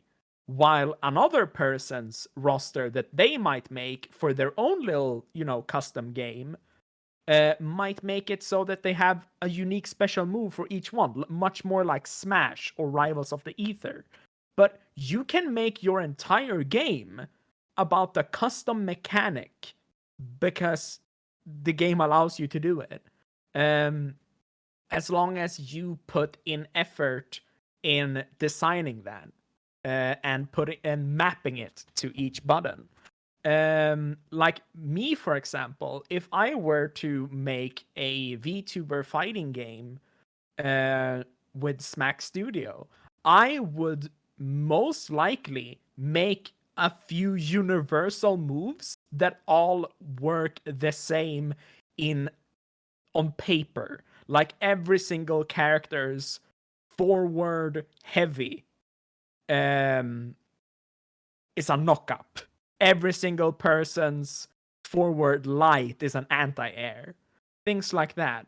Yeah, because that way, like, you have the various characters, and like they're gonna have different styles, to how they do things, but somebody will be able to pick up that character and just be like, oh, I understand this. This is how it works. Like, oh, it may have a different hurt box. It may have, like a different range. It may come out at a different speed, but it's still that same move that you're just like, yeah. ah.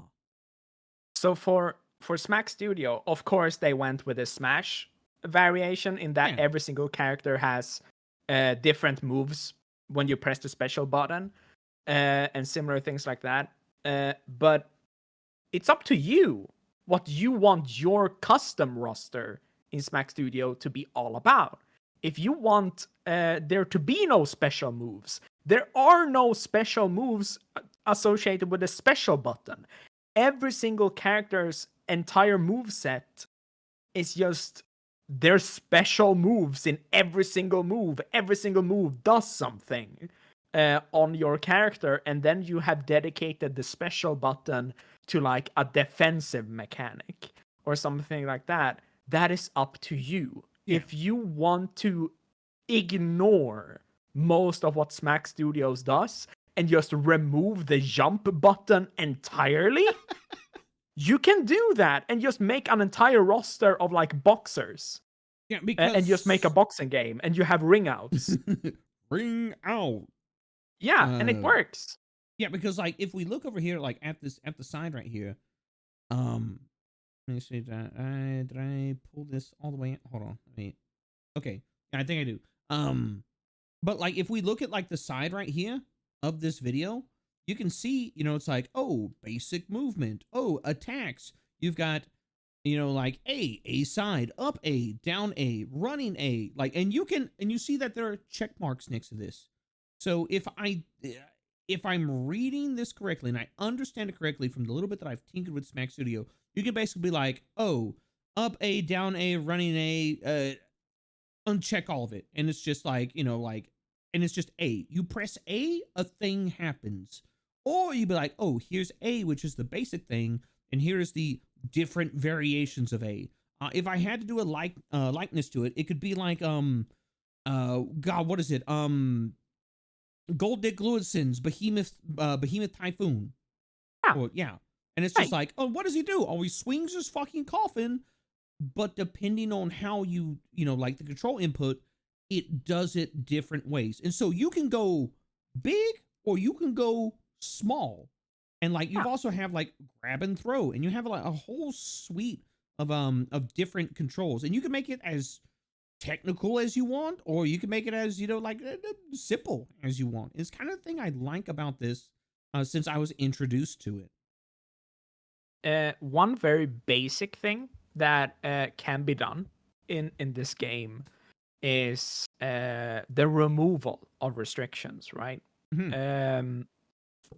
If you want to make a game that is like without restriction entirely, in regards of the Smack Studio baseline, you can add things to a large degree by literally just jerry-rigging the entire system for yourself. But at that point, I would argue that you are the type of person who should go to Rivals of Ether or maybe Mugen or make your own thing from scratch in like Unreal Engine. Like Smack Studio is definitely like, it's definitely, I don't want to fucking learn programming. I don't want to do all of this bullshit to make a fighting game character. I just want to make a cool character and try to make it as balanced as I can, but at the same time, it's just a nifty OC that I can like fight friends with that has a basic structure to it.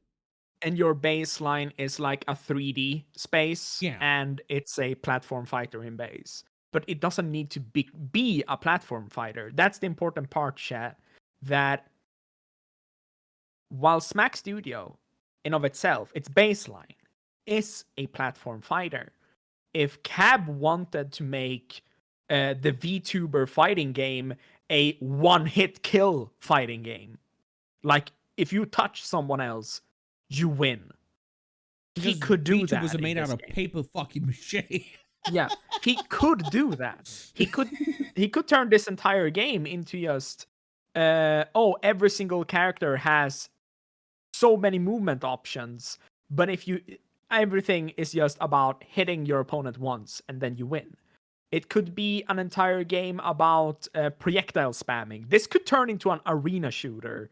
Oh my that is god! if you really would like to.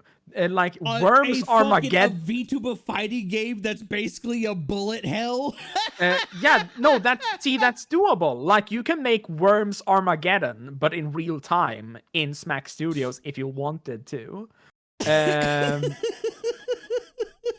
that's the important part, right? When you look at Smack Studio and you want to make your own fighting game, you should aim to make your own fighting game, then replicate someone else's. But try to learn from those things that have already had a pretense. Like, for example, I would never implement a block button in most of my fighting games. But since this is an arena brawler by base, a block button is the baseline. Going backwards is not really a thing in the baseline of Smack Studio, unless we check in that you always face your opponent and you can't, turn away from your opponent. And suddenly we can make it so that holding back becomes block. Like in Street Fighter or in Guilty Gear or similar things like that. While games like Smash or Mortal Kombat have dedicated block buttons. Yeah. And that becomes the thing, right? It becomes the question of what kind of game do you want? And then it kind of answers itself throughout the thing. For a VTuber fighting game, it should never be let's include every single VTuber ever. And it should never ever be oh yeah, my VTuber will now fight your VTuber, because that will end up in the trash, because someone will design their VTuber to be that they like to be so much better than yours, or they have just been designed by two entirely different systems. Yeah.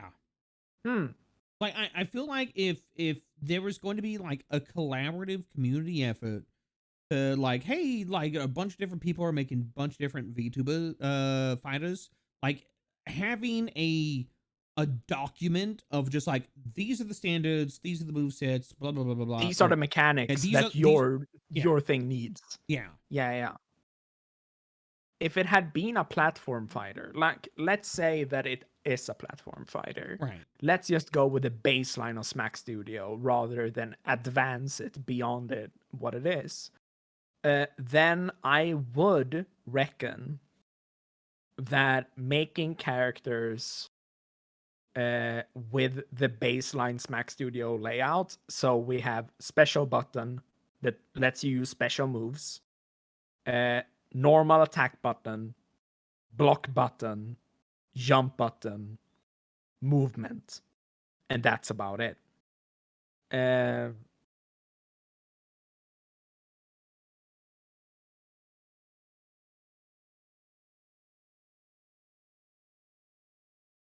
Salty? No, you started playing the thingy. No, I did, but there's no sound on it. I was just Okay, playing okay, it so like okay. people could like see the game. Okay. Yeah. So what I think is really cool about Smack Studio is like the ability for you to modulate the entire game beyond what the game is in its baseline. That's me. I love that. I love that a ton. But then someone else will perhaps not like what I want to do with Smack Studio. And then they will go, oh, but I can make my own thing that is so much better. And that's what's good about Smack Studio. If you want a fighting game that is all about like every single character should have a command grab, then you can do that. Every single character should be have like at least one movement option. Cool. That's now a thing. You can do that. Let's do it. There's so many things about Smack Studio in of itself, like the tools that it gives you. It's a bit yank, if I'm gonna be honest. It feels like a dev kit. Yeah. And it's gonna be this weird dev kit kind of vibe.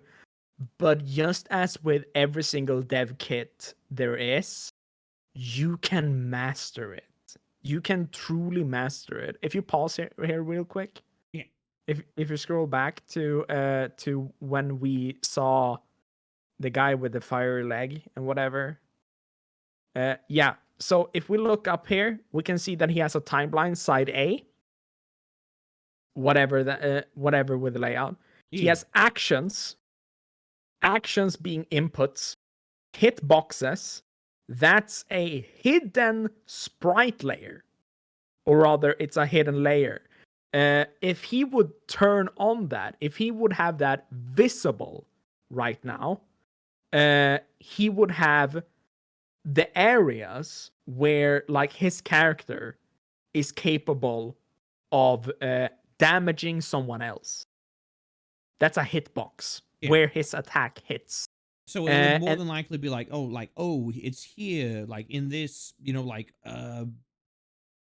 like this area, like where you see the fire, or like maybe it's just this like one section of the leg. Maybe if you can duck down on it, you can actually duck under it.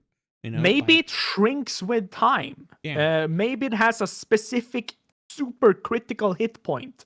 Who knows? But as you can see on the timeline, it's only there for a bit. Yeah. But underneath it, you can see hurt boxes. And what the heck is a hurt box? A hurt box versus a hit box is your body. So when you have a hurt box, that's the cube. It's usually a cube. Yeah. In Smash, they are circles. They are not cubes. Oh, they They're really? circles.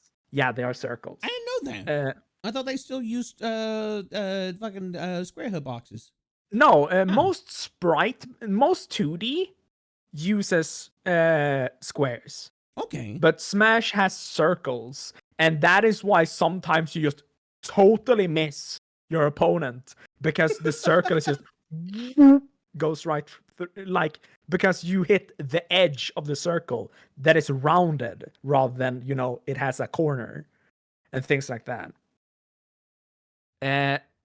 So as everyone can see, the hurt box is present throughout the entire thing because no matter when you attack someone, you are probably gonna be able to be hurt.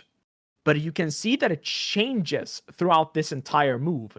And that is because in fighting games, depending on what you do and which moves you have, if you crouch, if you jump, maybe your character has a weird-ass move where if you press forward and special, your character's hurt box becomes so insignificantly small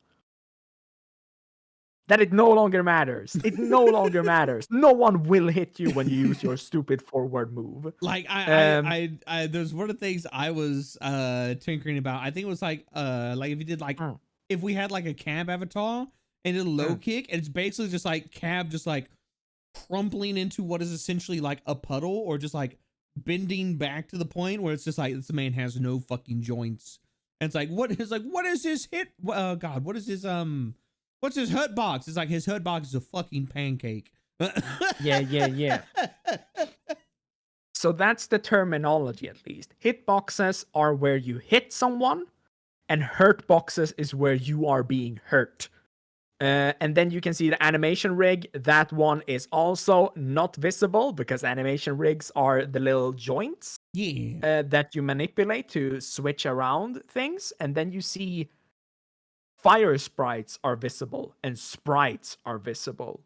And see, as you can see that the fire sprites are above sprites, and as you can see on the actual model, that is literally because everything that is in this is just a bunch of 3D objects taken through a filter to appear like a 2D sprite, and then everything is just in layers. Yep. And That's the entire game. And the cool thing about it, because I was tinkering with the character creator in Smack Studio, was that you are not like, I was like, oh, here's like you have the basic fighters that the studio themselves have made. I was like, oh, like here's a forearm layer, here's the fist layer, like here's the head layer, like chest, abdomen, like waist box, thigh, lower leg, foot. But you can add in custom layers. Like you don't have to stick to only those. You can add in custom layers. So if you want to make a super like intricate fighter that has like a bunch of like layers, like if somebody were to make like my fighter, for example, like you would have a shoulder pad layer that's like in the front, lays over things. You would have a back layer for that. In between that would be like my shoulder, like upper arm layer, that would sit behind the front shoulder pad layer, but in front of the back. But behind all of those would be like the layer for my collar, and then like the first layer for my hood, and then a head/face layer. Behind that, the other side of my hood. Like you can go really intricate with it. Yeah. And the really cool thing about it as well is that you can also, by a lot of margins, make disjointed hitboxes and hurtboxes. And what I mean by disjointed is what it sounds like. If Cab, for example, has a move where he smacks you with his book, that book might not have a single hurtbox on it because it's not I Cab. just do the book chop where I like grab the book and I just like Yeah, your hand is where your hurtbox stops. But the entire book itself that extends outwards might just be a hitbox and not a hurtbox at all, and therefore it's harder to punish. There's a lot of weird things like that throughout fighting games. A good example being Dalsim from Street Fighter. He has the weirdest disjointed hurt boxes in that when he extends his arm, it has no extended hurt box, but as soon as he hits, or rather at a certain frame, he does get a hurt box. So on the startup, it's safe. On the end, it's not safe. So you can grab Dalsim from like the other side of the screen sometimes in some of the games. It's all about and timing. Right. And then you have Smash, and there we have a character archetype that is built around disjointed hitboxes. Sword fighters who have an entire hitbox on some of their moves that have no hurtbox at all. Their sword, where they have an entire just extended arm, and then they have their sword. That sword, that's not them. That's just a danger zone. And typically it's something like, oh, maybe the tip of the sword is the most dangerous part. Or maybe it's the hilt of the sword that is the most dangerous part. There's so many intricate parts that you can go through to make your characters really, really, really in depth in Smack Studio if you want to the level of actual fighting games, rather than like having to go really deep on mechanics and like, oh, my character has 15 secret sub mechanics where you have to collect your 15 secret hidden card game cards and then you can perform the super. No. You can just do it very intricately with its hitboxes and which moves it has at its disposal. And it's one of the things I really like about Smack Studios, because you have that layer of like, you can go super simple with it.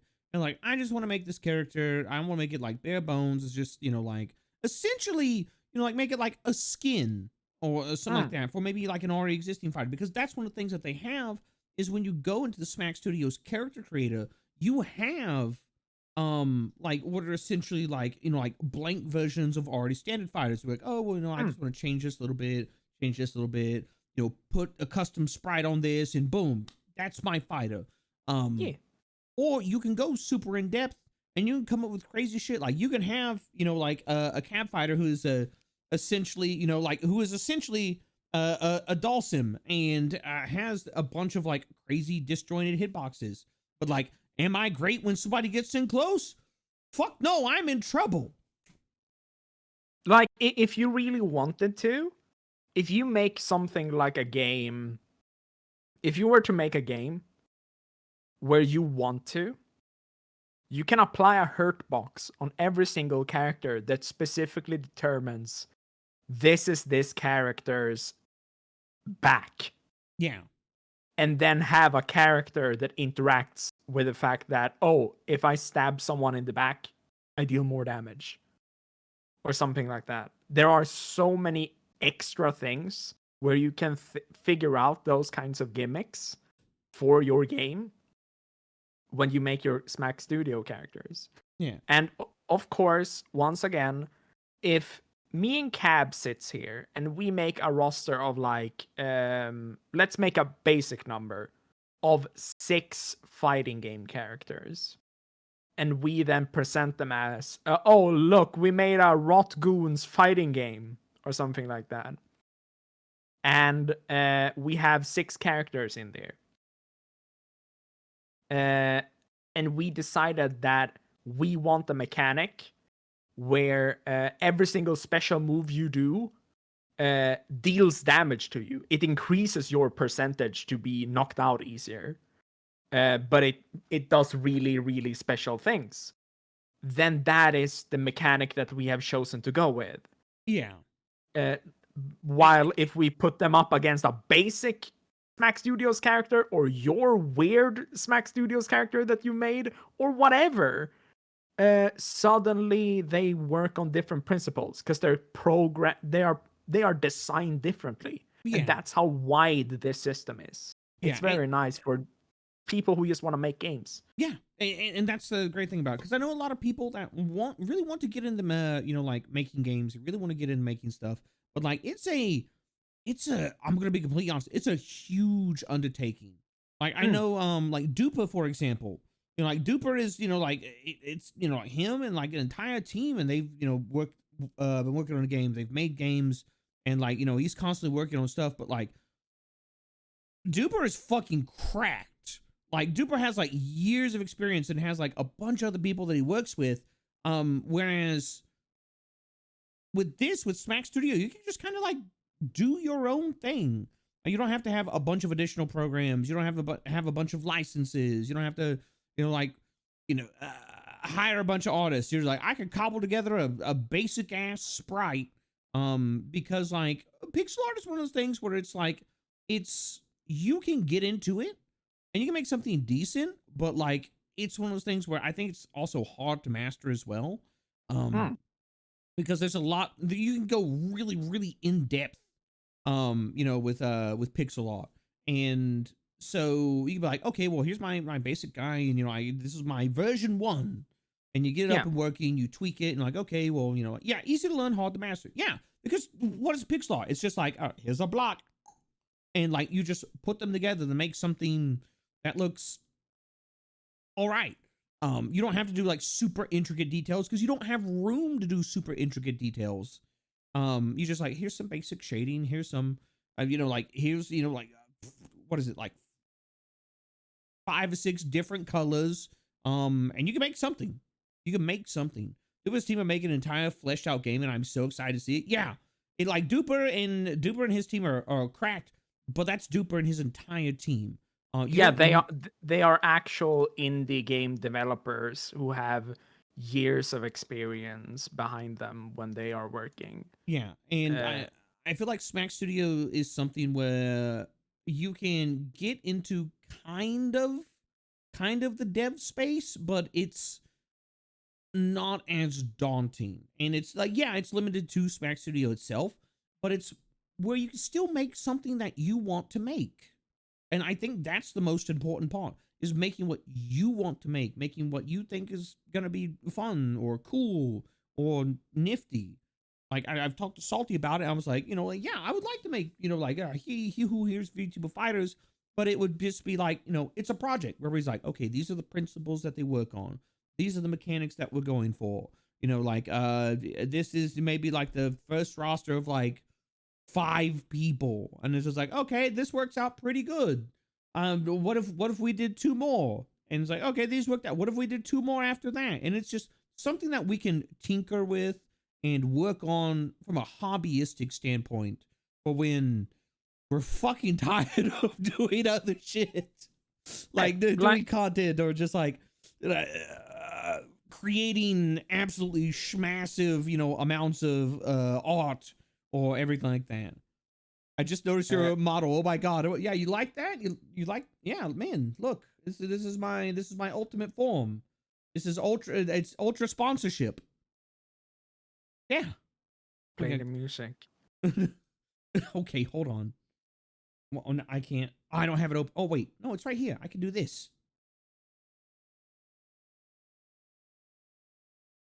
Where's it at? Where's it at? I can't find it. I have to go into my DMs. Everything's Yo, tight. yo, Okay. I see you've picked up some sponsors. They better be good enough for your brand. Oh, this is my ultimate form. Ultra sponsorship.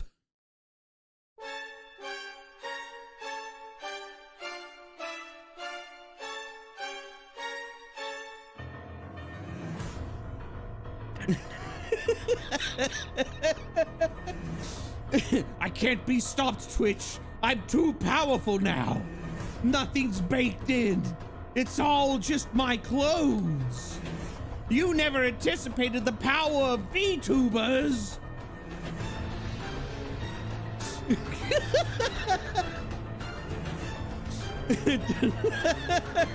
Dodging bills at the speed of light. The money is flowing into my pockets as we speak. I'm only growing stronger with every passing moment. Within 5 minutes, he will be powerful enough to spawn an economic stability out of the ether itself. It's so fucking dumb, but I love it.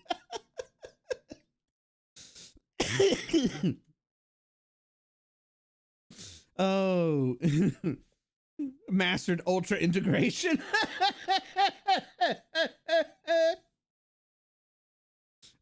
Quick check. Give it the energy for the dono bomb. Oh, it's such a fun bit. Would this work if an IRL streamer got a shirt and a company logo? I fucking guess. I mean, like that's what they're that's what Twitch is like pointing people towards. We just become NASCAR drivers.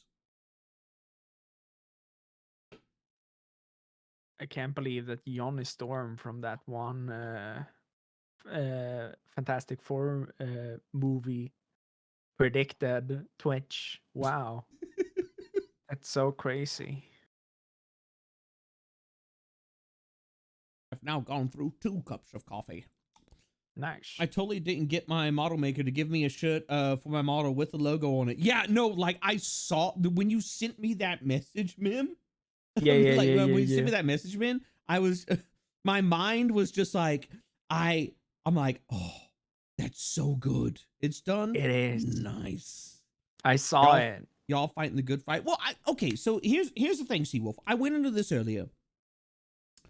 You may be like, oh, you know, like they may be like, oh, we're doing this for the, you know, the viewership, and you know, we're doing this for the communities, everything like that. And it's like, what advertisements I put on my stream and how I present them on my stream is a discussion between myself as a creator and you all as a community. If y'all just like, damn, that's way too fucking big. Like I can't see anything because I'm just, you know, like, you know, I'm over here and I'm just like, hold on, I fucked it up. I'm just like, hey, y'all like this video game? Yeah, this video game is great. And like all you're seeing is fucking logos and shit like that. That's a discussion between y'all and me. All right.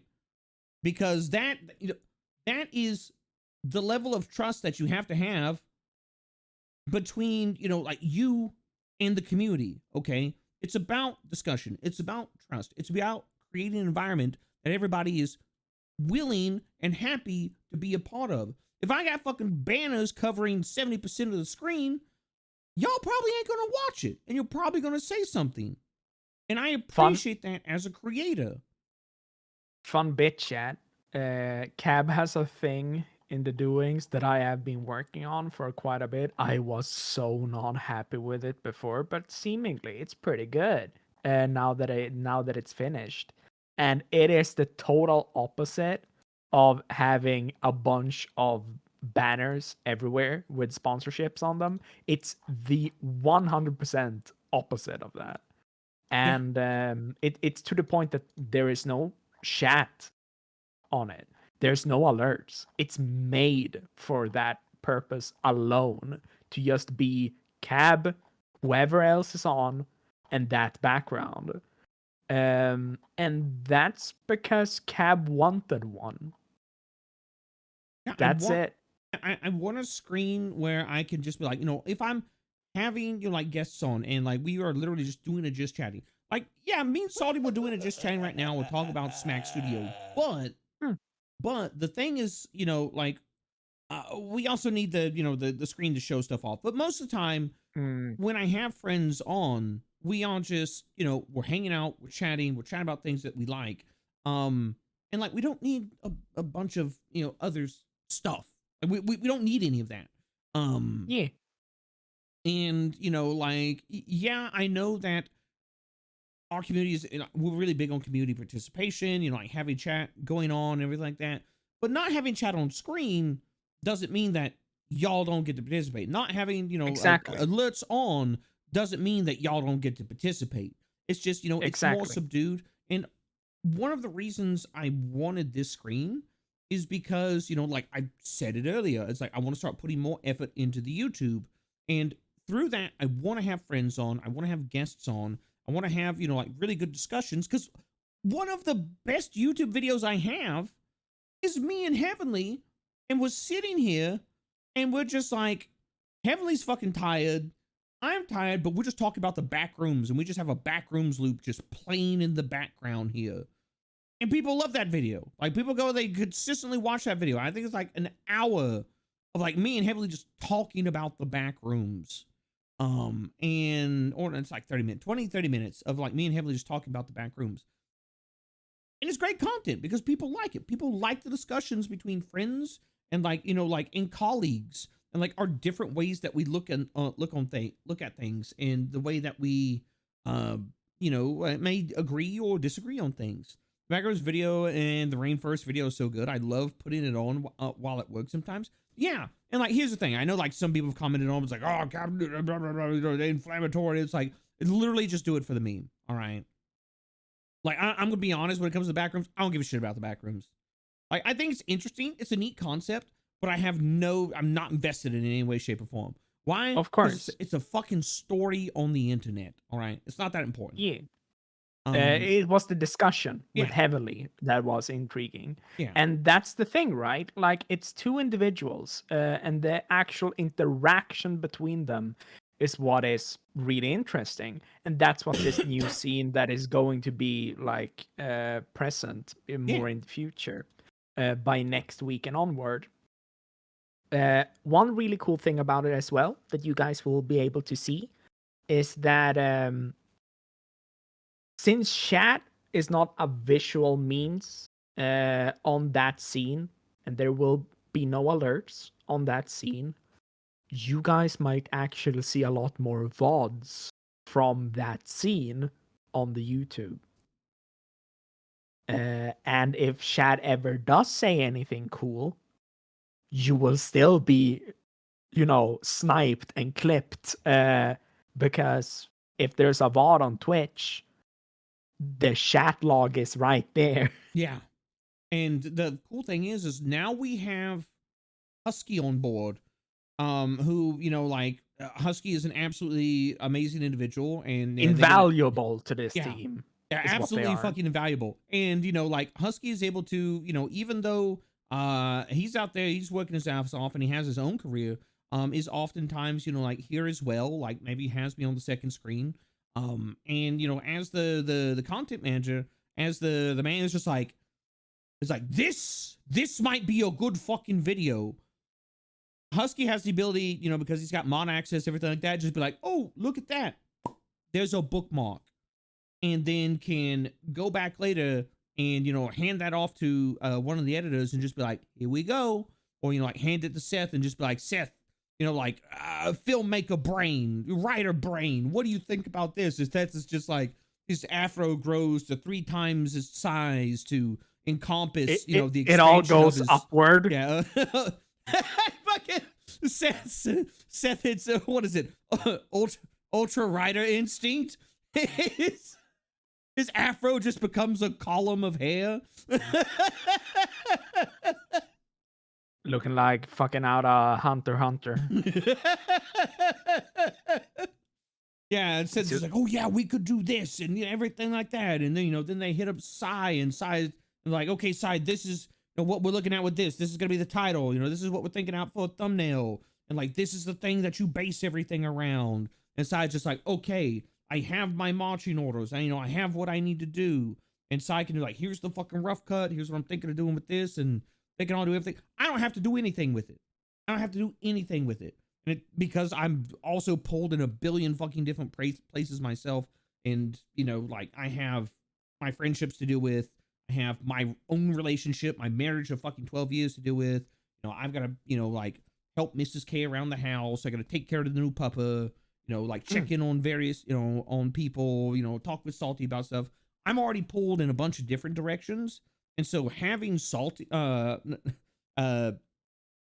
Husky, both your names ended with Y and it fucked me up. Having Husky now part of the team who can take that and just be like, this is my job now, is invaluable. And we can actually have more content coming out on the YouTube. And like grow there, and if Twitch does decide to shit itself, we're just like, okay, cool, we just move over to YouTube. One really cool thing that I want to talk about with Smack Studio as well for the community. We went off on a tangent. Don't worry, like this is you and me standard. True. Every Wednesday, rant day. But Smack Studio is perhaps one of the funniest things to touch as a community. If you and 3 friends want to make your own fighting game, and each one of you just makes their own character, and every single one of you just aims to make a balanced character that each one of you are gonna fight with, or whatever, that's doable. If you have a fandom of like, thousands of people, like Cab has, and suddenly like me and Cab make like maybe 4, 5, 6 VTubers, and then make like a document of like what our base mechanics, what our standards and everything like that are. And we make them, and then we're like, oh yeah, we're done. We're basically done at this point. If one of you then goes, yeah, but I want to make this one, and then you take the system that we have made and you make something along those lines, then you have added onto it. You have not removed from anything. You have just added on top of it. And that is the wonderful part about this game, if anything. The fact that if me and Cab decides to make let's do a Rot Goons like roster of characters, and it's like, oh, it's Hart, it's Cab's character Talim, we have Gray, Minerva, like we have Minerva's character Gray, we have Froggy's character Beetle, we have Soren, Soren's little bear guy, and then we add Baldric in there, and we just have every single person that has been a goon as the baseline characters. If you guys then go, yeah, but I want Croc in there, or maybe you want, I want Hater in there. Yeah, you want Hater in there. Or maybe you want one of the Rotgrind characters in there, not instead of just the Rotgoon characters. You want to put Zoran's what is it? Little stuffed Orin. bear puppet. Yeah. Or if you Orin. want to put Lord. Or the Elmas or whatever. Then suddenly the Elmas. Yeah, Elmas and as characters. yeah, and they're ice climbers because of course they are. I fucking love that. And then suddenly it's no longer up to me and Cab. Sure, me and Cab maybe have made the base premise of what this, like, oh, we made it so that there is this rot mechanic, and the rot mechanic works like this. It's a universal thing that everyone works on. Then you just work alongside that, and you make your own character, and it's fat, and everyone knows that you made that one. And then maybe someone else goes, yeah, but I thought that maybe Baldric isn't a keep away. Maybe I think that Baldric is a grappler. And then they make Baldric but a grappler. And suddenly there's 2 Baldric characters out there. And that's how a community roster, a community fighting game is born.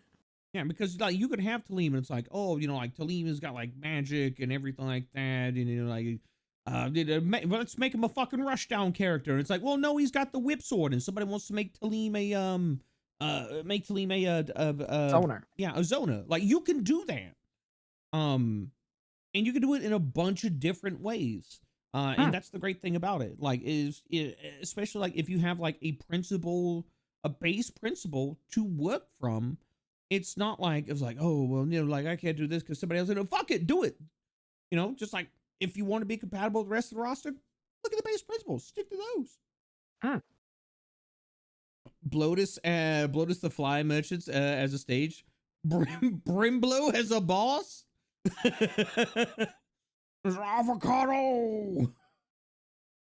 And that's the thing. That's the cool part about like community-made fighting games, right? Right. At some point, it's no longer. I think that it's the same cool part about tabletop role-playing games. Mm-hmm. At some point, it's no longer yours. It's the community's at that point. And that's a wonderful thing. You can change it. You can make heavy changes that is earth-shattering in its scope by just going, no, I made this game, and I think that this thing is good. And then you add that thing to the roster or whatever. Yes, sure, fine. You have more weight than a lot of individuals. Yeah. But if the entire community literally just wants Beetle to be I don't know, just take Beetle's character and you go, this move is a bit too strong. You can just make Beetle, but that move is slightly changed. Yeah, like you lower the damage on it, lower the range on it, you know, like make it slower, like tweak it to how you prefer. Yeah, if me and Cab drops this project when we're done, we're like, nah, we're not gonna develop things for it anymore. We're gonna look into any of your things, community things, like these are but cool. We're not like, gonna maybe me and Salty like get on instead of like, you know, like, oh, we're gonna make stuff for Smack Studios. Like, we're just gonna play characters that the fucking community made.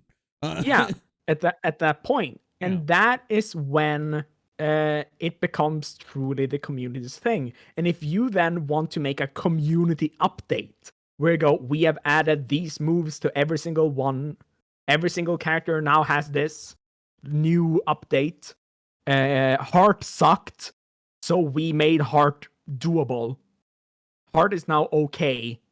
Then maybe every single person loves that update. Maybe every single person hates that update.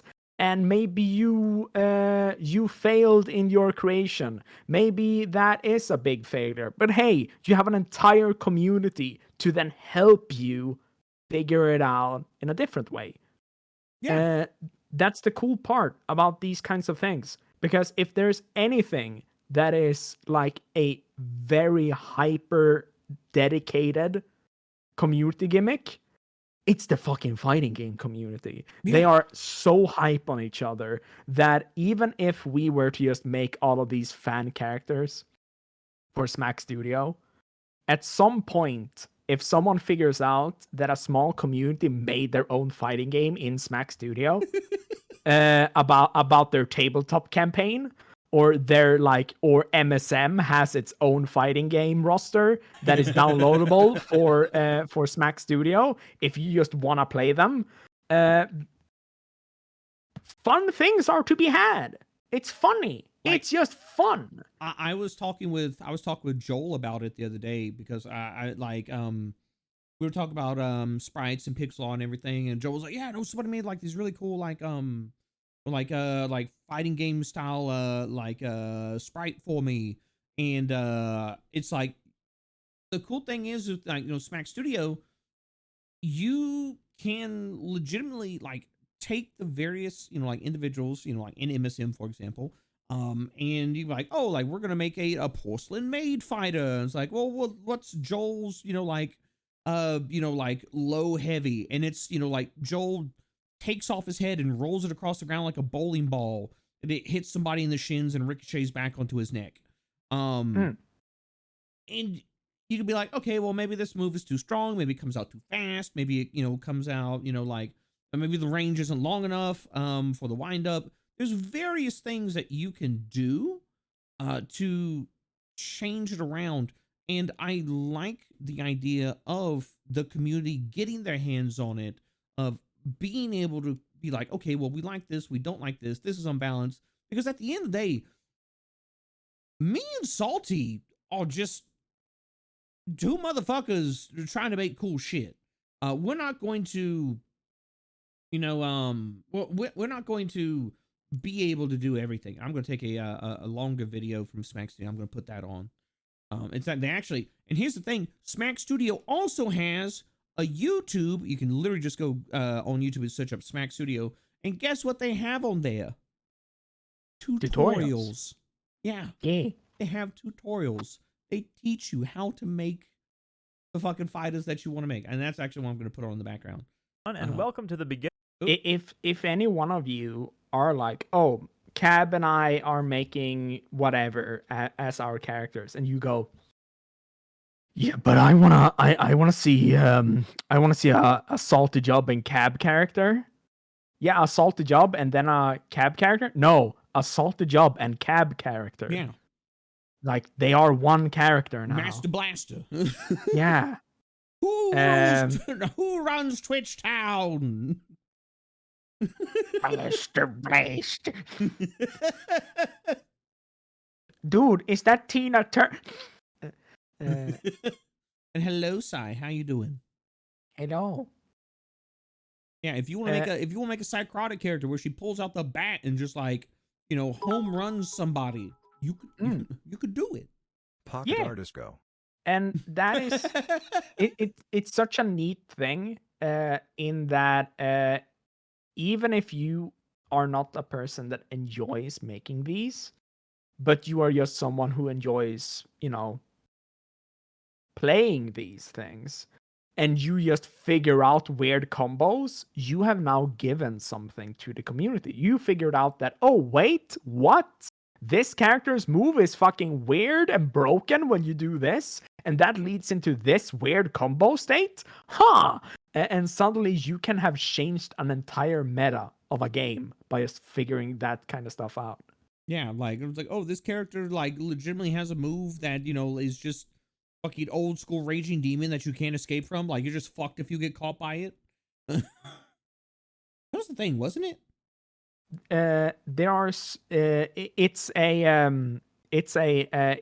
a slide plus a grab. So if they touch you, you're down for, but usually you can just jump. Yeah. Against the raging demon. But yeah, straight up, everyone. This is, if anything, a game, or rather, it's a game, yes, but it is a dev kit. Yeah. It is a dev kit. And when you look at it as an engine to create things in, Every single person who attempts to make something and figures out how this thing works can create something that is greater than what the baseline game is. Yeah. That's the cool part about it. The fact that if a community itself, and that's the coolest thing though about a fighting game community, is the fact that you can enhance the community by playing the game. Yeah. If you play the game, you know how you will give more to the game because you will figure out some things that someone else haven't figured out. You will spread the word that the game exists. You will find new people to play the game with. And most importantly, you will probably find a bug and that can be fixed later on. Nice. Yeah. 10 out of 10. And somebody's like, could you make a centaur or naga? Well, considering the fact that you can set up custom bones, I would think so. Yeah, you can. Yeah. You can straight up make an orb. It's like, what is my boy? He's a ball. Yeah, he's an orb. Cheeks. Cheeks. Look at that boy. Oh, cheeked up on a Wednesday. Yeah, dude. Yeah, no, that's one of the things I love about this is because like you know this, Salty, and like a lot of folks here is that I am super community oriented. I like the community to be involved in stuff. I like to give y'all avenues to participate in shit.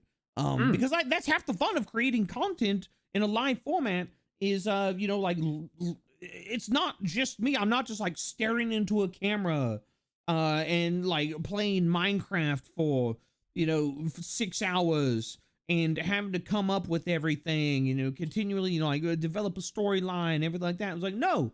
I was like, if I'm lagging in, what is it, in energy, if I'm lagging in something, or like, if I'm just, you know, like so singular brain celled on something that I can't see beyond it, I can be like, hey, chat, what's your thoughts on blah, blah, blah, blah, blah, blah, blah.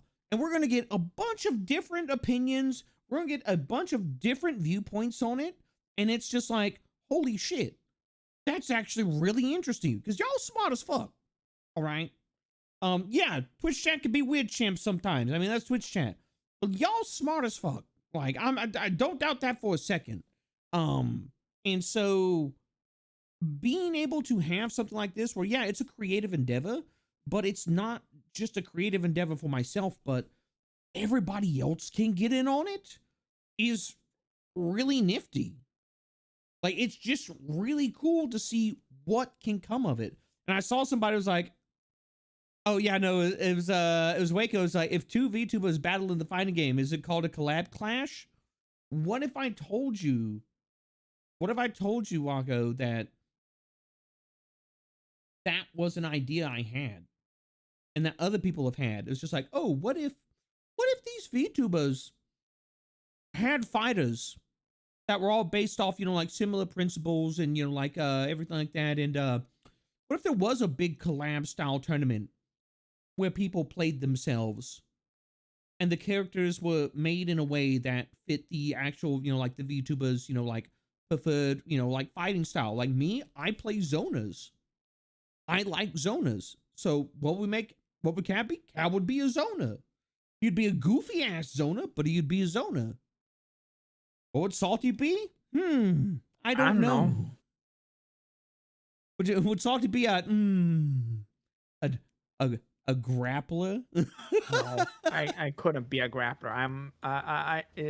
See this Cab. Yeah.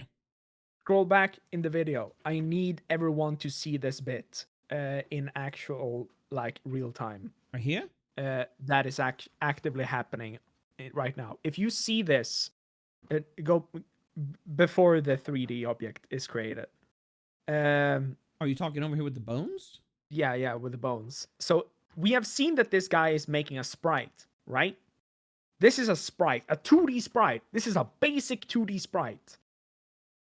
But what is cool about Smack Studio is that he is basically just texturing a 3D object. Yeah. The game itself will render, he will render a 3D object with the textures that he has made. It just simulates it from nowhere. So yes, there will be a weird moment where your model has a face at the back of its head. Sure, yes. But it But don't. the thing is you can also, like, these are the base sprites, all right? You can add in additional sprites. So if you want to do like a hood front, a hood back, or what, like you can do that. And once you render the 3D object, like, oh, like this is the back side of it, you can edit it so the back side of it looks like the back side. Yeah. Look now, everyone.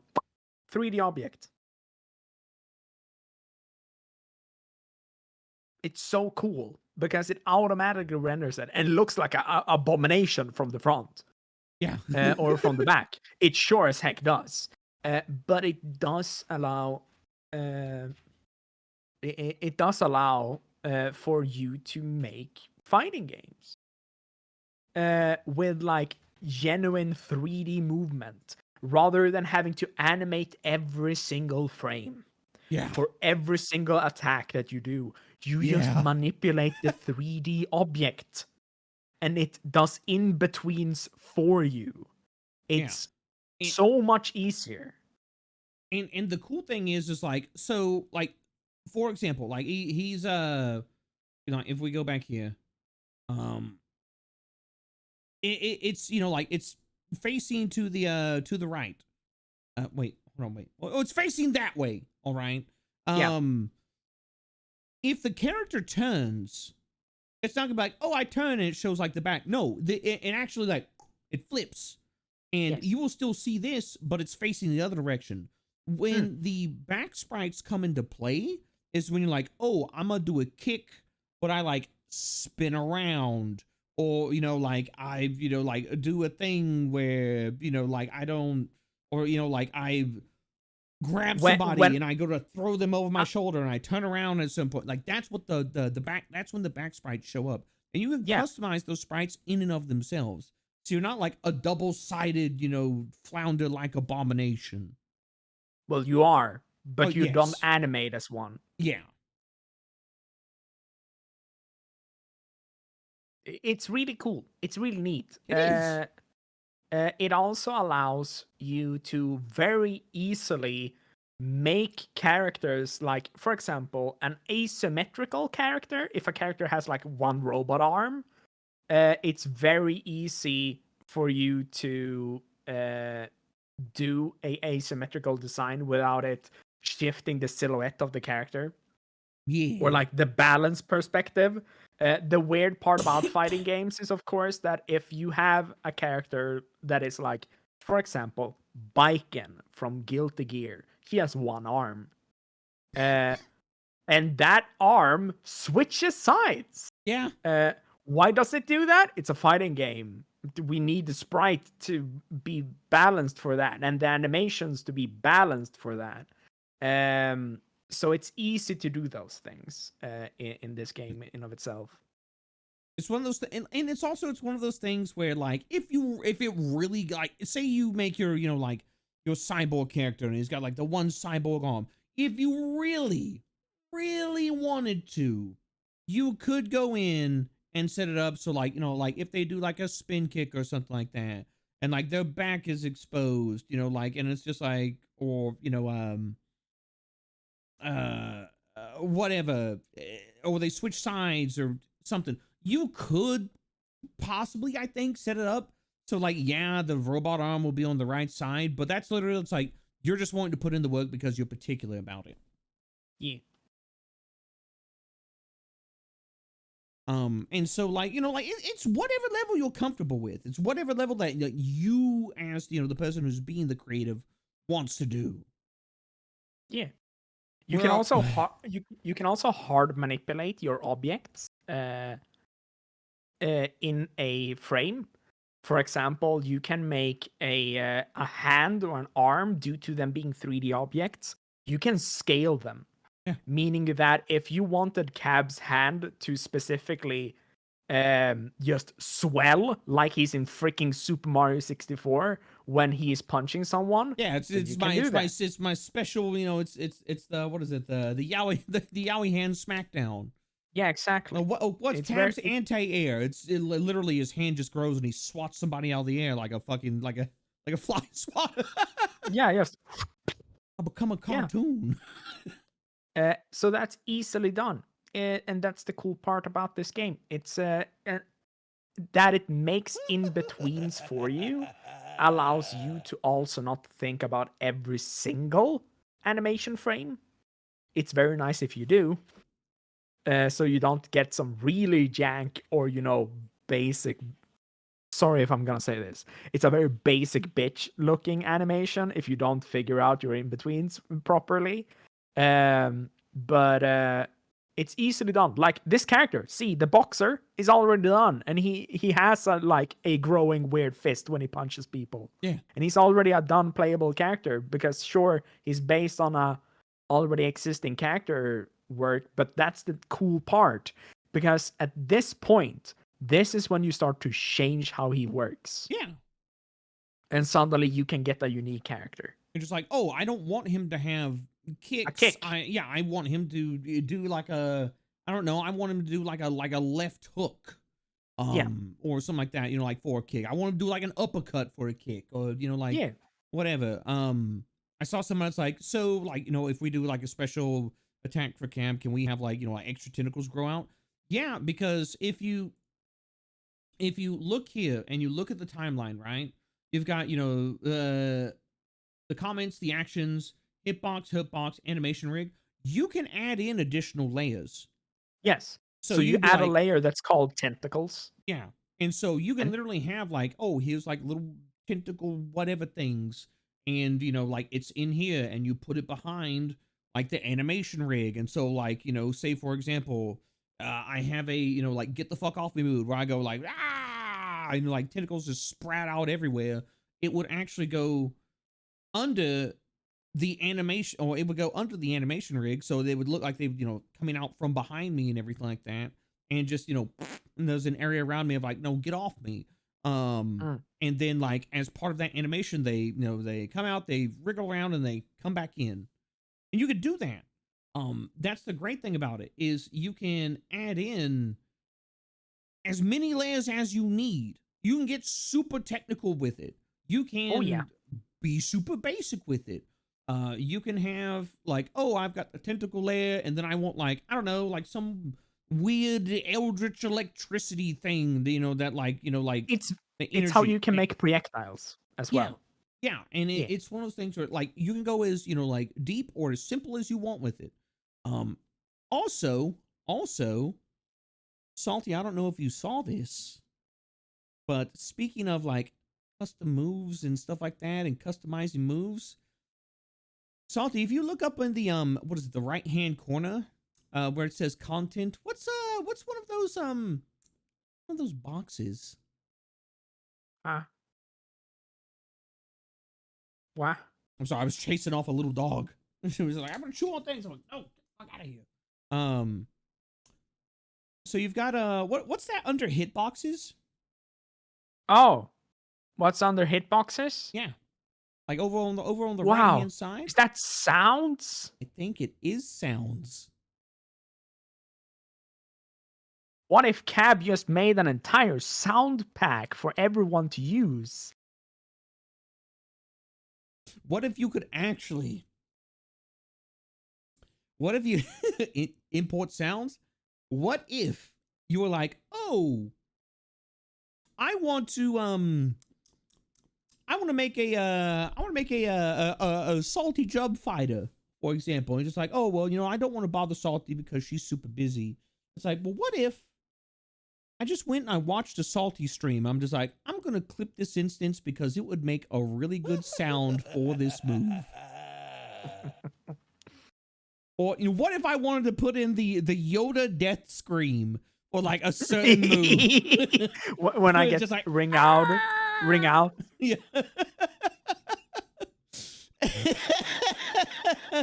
That's another cool thing is you can do that. And you can make this, you can make the character like Just wonderful. You can make it super memey. Oh yeah, you can take the cab character that we make, and then you go, yeah, this cab character, he was made for this fun mechanic setup that these guys did, but I'm gonna modulate him to be my own thing. And then you take the model that we made, and then you animate them to do slightly different things, just a little bit different, and then you but you make it mechanically super different, so you can take it into a different tournament, and then you just add a few meme sounds, like, you know, the frying pan sound from Team Fortress 2, whenever he makes his down smash or whatever, and suddenly everyone goes, "What the fuck was that character in that tournament?" Right? And suddenly Cab becomes the most famous character in all of Smack Studio. Oh my god, no. Dong. I can't believe I became Big Slappy. I can. You are Big Slappy.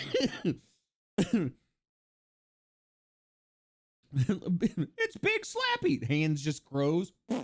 The one thing that I recommend that no one does, because there's a thing with fighting games and modding fighting games, is that if you make a sound file longer than the actual action that is happening, I don't know how Smack Studio does it. I fucking knew the moment we brought sound like files up, people were gonna be like, just replace hit sound with falling metal pipe.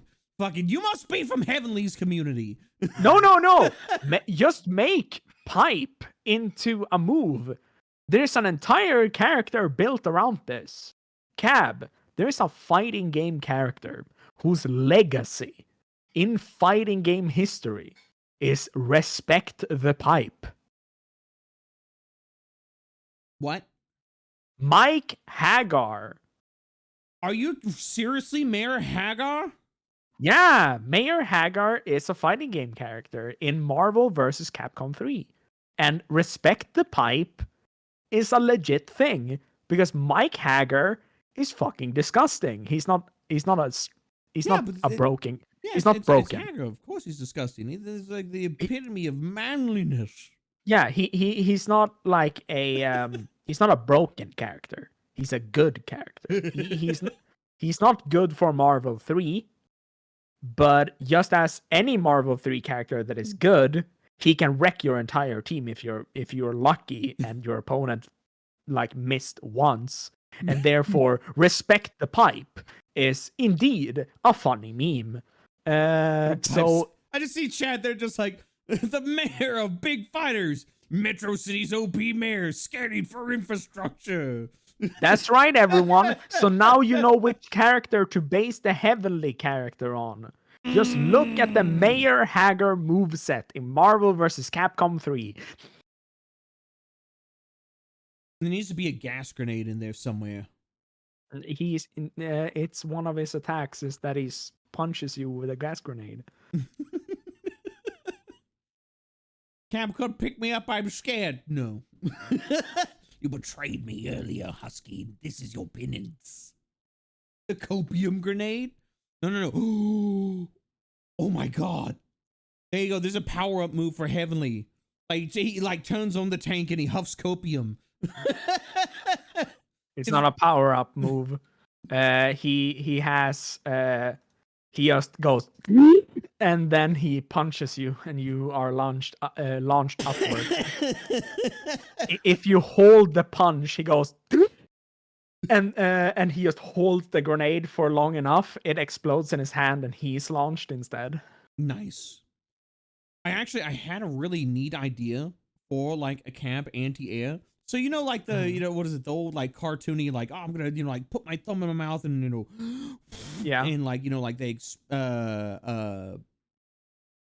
like usually like a hand will expand or something like that. What if with Cab, like his anti-air is like he does that, but instead of that he crouches down and the flames of his candles shoot up.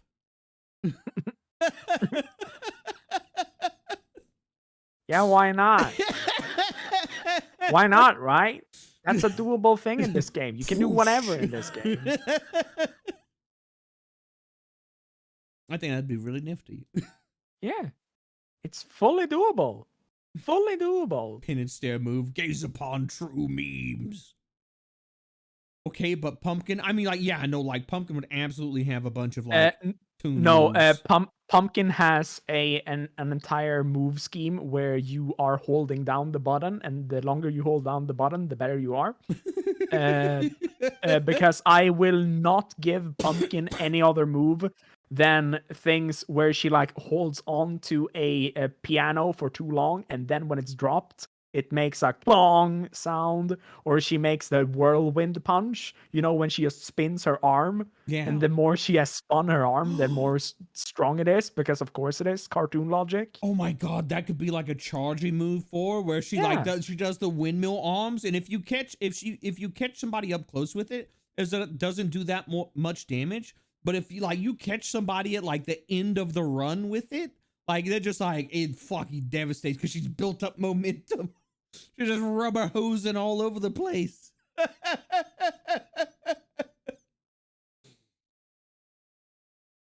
He's great. What's Pumpkin's projectile? Drops a piano on, or just drops a anvil on you. Yeah. So that's the cool thing about what you can do with this. If you have an idea that you want to assume is good enough to be put into this game with a character, you can do that. Yeah. If you think that Pumpkin's piano move is too strong, then you personally can go in and fix it. Yeah. It's all done. It's all good. You can change the hitbox on it. You can change the damage values on it. You can change all of those things. Just be like, okay, this will make it, more balanced, or making, we'll make it better if it's garbage, it'll make it, like worse if it's too good. Like you can tweak it because like all of this, like these fighters, they go into the Steam Workshop and then you can open them in the character creator as well and be like, okay, well, I want to tweak it like this and like, here's my version of it and blah, blah, blah, blah. And like, it's like, is this a head?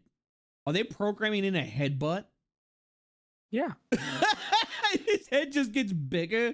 I love that. It just gets bigger. It's the easiest way to make good hitboxes. Just make it bigger for a quick second, and then make it shrink back. Headbutts are so good. But yeah, no, like this, I know that it would be a long-term project, Salty, but like I'm genuinely excited to like just be able to hang out and like tinker with stuff because we want a project that we can like do together that isn't like stream stuff for the longest period of time. And I was just like, you know what? I like pixel art. You like fighting games. Yeah, it's a platform, fighter. It's, it's not particularly to your taste, but it's kind of like more of like the creative endeavor with friends. That I think is the most interesting part of it,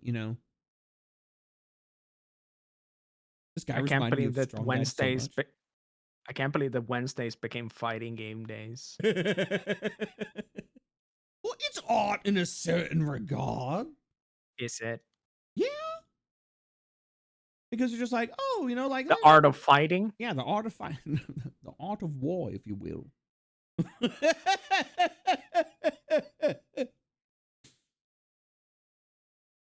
But yeah, I don't know. I think Smack Studio is pretty nifty, and I think the cool thing is I think also by doing this, we can introduce the game to more folks, but we can also show them the art of these hands.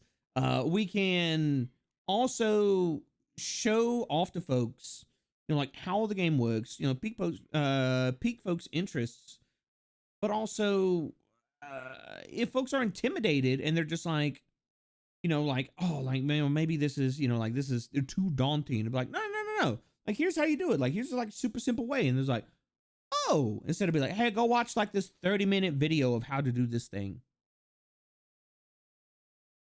I can't believe Wednesdays became researching fighting games days. I mean, like, me and Salty both like fighting games. Salty is definitely the more knowledgeable about it. The most knowledgeable of the two of us. I just think they're fucking nifty. And I love fighting games. Yeah.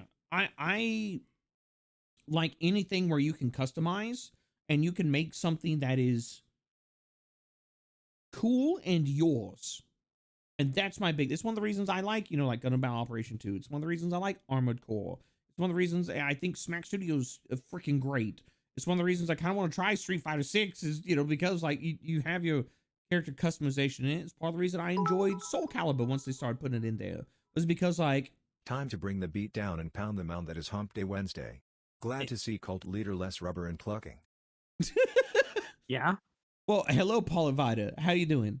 Thank you very much for the 100 bits. But yeah, no, it's one of those, and not only that, but it can become a community activity as well. Like, we've got the GBO section on Discord. We can have a Smack Studio section like, hey, test out my fighter. Or, you have like, oh, here's a Smack Studio section, and here's the Smack Studio feedback section. It's like, hey, test my fighter out, see what you guys think about it, blah, blah, blah, blah, blah. And is it going to be everybody? No. I know that there are some folks in the community who are excited by the prospect. There's some people like, yeah, that's not my jam. It's about providing options. It's the same with GBO too. Some people are like, oh, I like this funny mech game. And other people are like, yeah, that's not my speed. Like this is grandpa robot game. I'm just like, that's cool. All right. It's not for you. Not everybody likes everything. Hey, Cab. What? Question. Yes. Since you are somewhat interested in it, and there's a lot of funnies to be done in it, and we have already started talking about fighting games.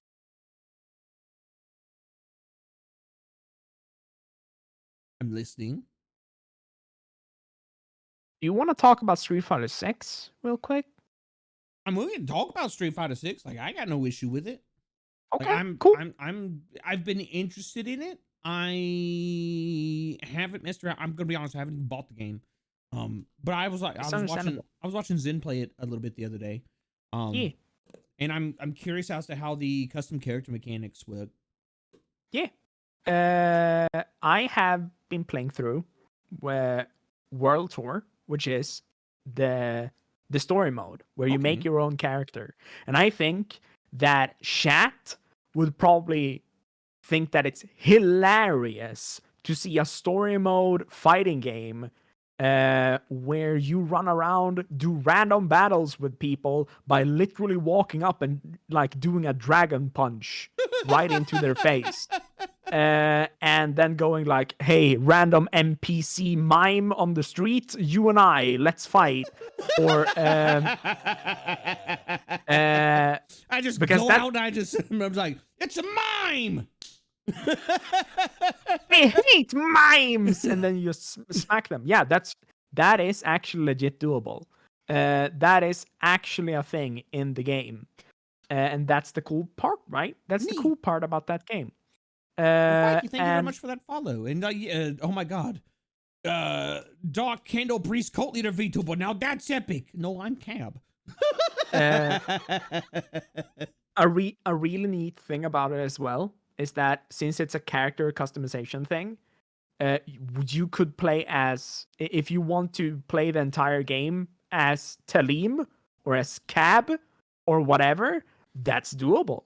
You can make your own custom character and do that. You will start out with the same moveset as everyone else. You will be based on one specific character. But I think we all know what that character is going to be. No, you are always based on one character. Okay. And then you collect moves. Ooh. And you put them together. And you make your custom character, more or less. You have the base attacks of one character, and then you put in custom moves, and you have a talent tree where you go, oh, I'm going to increase kick damage. Or stuff like that. There's a bunch of it. There's a talent tree. Yeah, there's a talent tree because it's a story mode, so it doesn't matter. That's then you cool. Yeah, and then you get equipment, and equipment has, different stats on them. Some equipment are like, oh, I take up 3 slots, but I give you mad stats. Yeah. And I have, don't worry, Cab, I have figured out at which point in the game you can get a hoodie. Nice. Like how fast you can just get a hoodie. As like how fast can it be done? So here's my question: as far as like my face is concerned, Yes.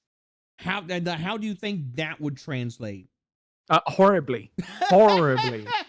Character creator for Kabhaal, horribly. Until you get that actual like straight up hoodie, Yeah. so that you can just encoil your face and also separate it from everything else. You will run around like a very pale, weirdo-looking guy, but you will still be very human. It's very, very human, sadly. So you can't be, but you can do really fun bits with it. You can have like fully yellow eyes and have like a fully like dark and coiled head if you want to, with glowing, yellow eyes and slight white outlines to it. That is a doable thing, while the rest of your body is just a pale ass boy. I like That it. is doable. Basically, Voldemort. If you wanna, if you basically want to have the face of someone who, where I just said, "Hey Cab, look at this wall," and Cab walks up to the wall and goes, Huh? "What's on the?" And then I just smack his head against the wall as hard as possible. That is a face that is capable of. You can remove your nose in this game if you want to, but it's not Perfect. in a nice way. Perfect. It's gonna be like a weird point. And the weirdest part about this is that throughout the game, you will start to go, "Oh no!" when you put on certain move sets on your characters. Yeah. You share animations with the characters that have them. So as soon as you use certain characters' movesets, I use like a "My- Guile my moveset. My face morphs into Guile's face. Sonic Like, boom. your face will get your face is very serious as soon as you do a single Guile move. As soon as you do a single Blanca move, you do like faces. That's what you do. Oh, if I you love have that. if you have Zangief moves, your face is hyper expressive, and that's the fun part about it. If you have DJ moves, you smile. The end. That is the fun part of this actual. When I wind up becoming a mix of DJ and Dawson moves. No, yeah, and that's the fun part, right? If anything, it's gonna be creepy with Cab with teeth, but Shad has seen that already. It's fine. Yeah. Jack, you've seen my teeth, right? Yeah. We don't need to bring them up again. Well, I didn't know that was going to pop up right in front of my face. Thanks, I guess. Thanks You've for seen that my toilet teeth, right? cover. Toilet decorations. Yeah, dude. But yeah, straight up, I think that Shat would have super fun seeing you run around and do weird things. And to some degree, the game gets really hard because the CPU in Street Fighter 6 is really good. Is it? And yes, I know and I was watching. I think it was folks at like level 8, and I think it was like Maximilian Dude and another person, and like they were getting run through. yeah, they're ass handed to them. Yeah, straight it up. was like, ooh. Yes, and along with that, that is sort of the thing, right? That's the big thing. That the world tour is fun. It's really fun because you get to do fights that is not in the base game. Yeah. You get to do fights where it's like, oh, fight 8 enemies at the same time. Oh wow. See, that's one of my things is I enjoy fighting games, but you know, like I've talked to you about it. Like fighting games on stream, I feel like I have a hard time with sometimes because I have to like focus on it, and it's that Right. continual like gameplay loop. In where it's just like hey, you've got two guys on different sides and they fight, and that's the gameplay loop. But like being Right. able to like run around, collect shit, customize things, it takes that repetitive gameplay loop. Like I think another good example of that is Gundam Battle Operation 2. Because yes, I'm fucking obsessed with that game. The gameplay loop of Gundam Battle Operation 2 is you go in and you fight, another team of 5 to 6 people, and that's just it. But then afterwards, like, I'm gonna customize, I'm gonna do this other shit, I'm gonna check on this, maybe do a little bit of Gamba, like tinker with these stats. And it's that space between that repetitive gameplay loop that I think is what I find most fighting games lack. Which it makes me feel more comfortable as a creator. So like, yeah, if World Tour has got that, where it's like, oh, here's like the low moments. Like we don't have to go fight somebody right now. We can sit here and we do just chatting section for like instead of like right into the next match. Yeah, there's no matches as in that way. It's on run around the city RPG. I like it. And your fighting mechanic is that you enter fighting mode. Okay. And it's only against bosses that you have rounds. Everyone else just gets dunked. Everyone else just gets dunked on. I run in there and I'm like, stretch your noodle arms, go. Yeah, and World Tour also stretches what the balance is, because there are things like, oh, you can just have healing items. Ooh. That can be used in the middle of battles, or like, oh, I eat this candy bar, I get a damage buff. I'll pull a Skyrim, and in the middle of battle, I eat 26 fucking cheese wheels. Yes, straight up. That is a thing. You can like insta win. You don't insta win, but you can guarantee a win by stocking up on like 20 energy drinks. I go and I fight JP, and he like cross screen command grabs me. I'm just like, hold up, wait a minute. I just like chug 20 monsters. I'm like, all right, let's do this again. He's like, what the fuck just happened?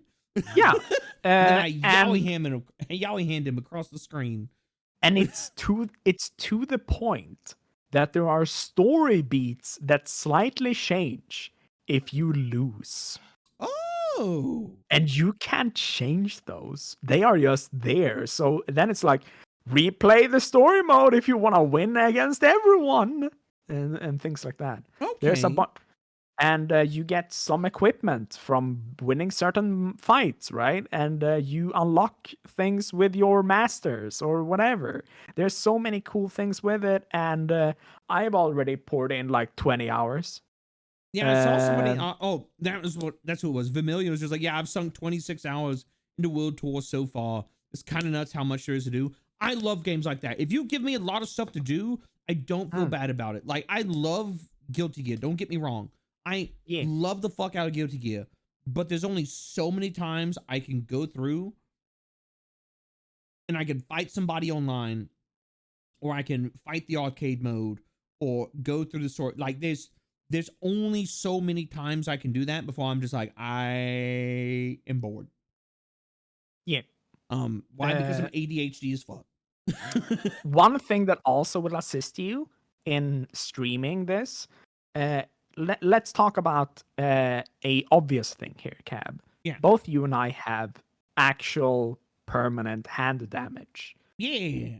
For those and who you don't know, I shattered half of my right hand previously, and I had to have it pinned back together. So when I go to close my right hand, that's not a glitch in the model. That's how my hand actually closes, unless I think about it. The last two fingers don't work that great. And it actually inhibits my ability to hold a controller for long periods of time. Right. And it even to the point that it starts giving you physical discomfort. Yeah. Actually puts me in pain. Right. But you have a arcade stick now. I do. I have a fight stick that chat got me because you're all extremely fucking generous.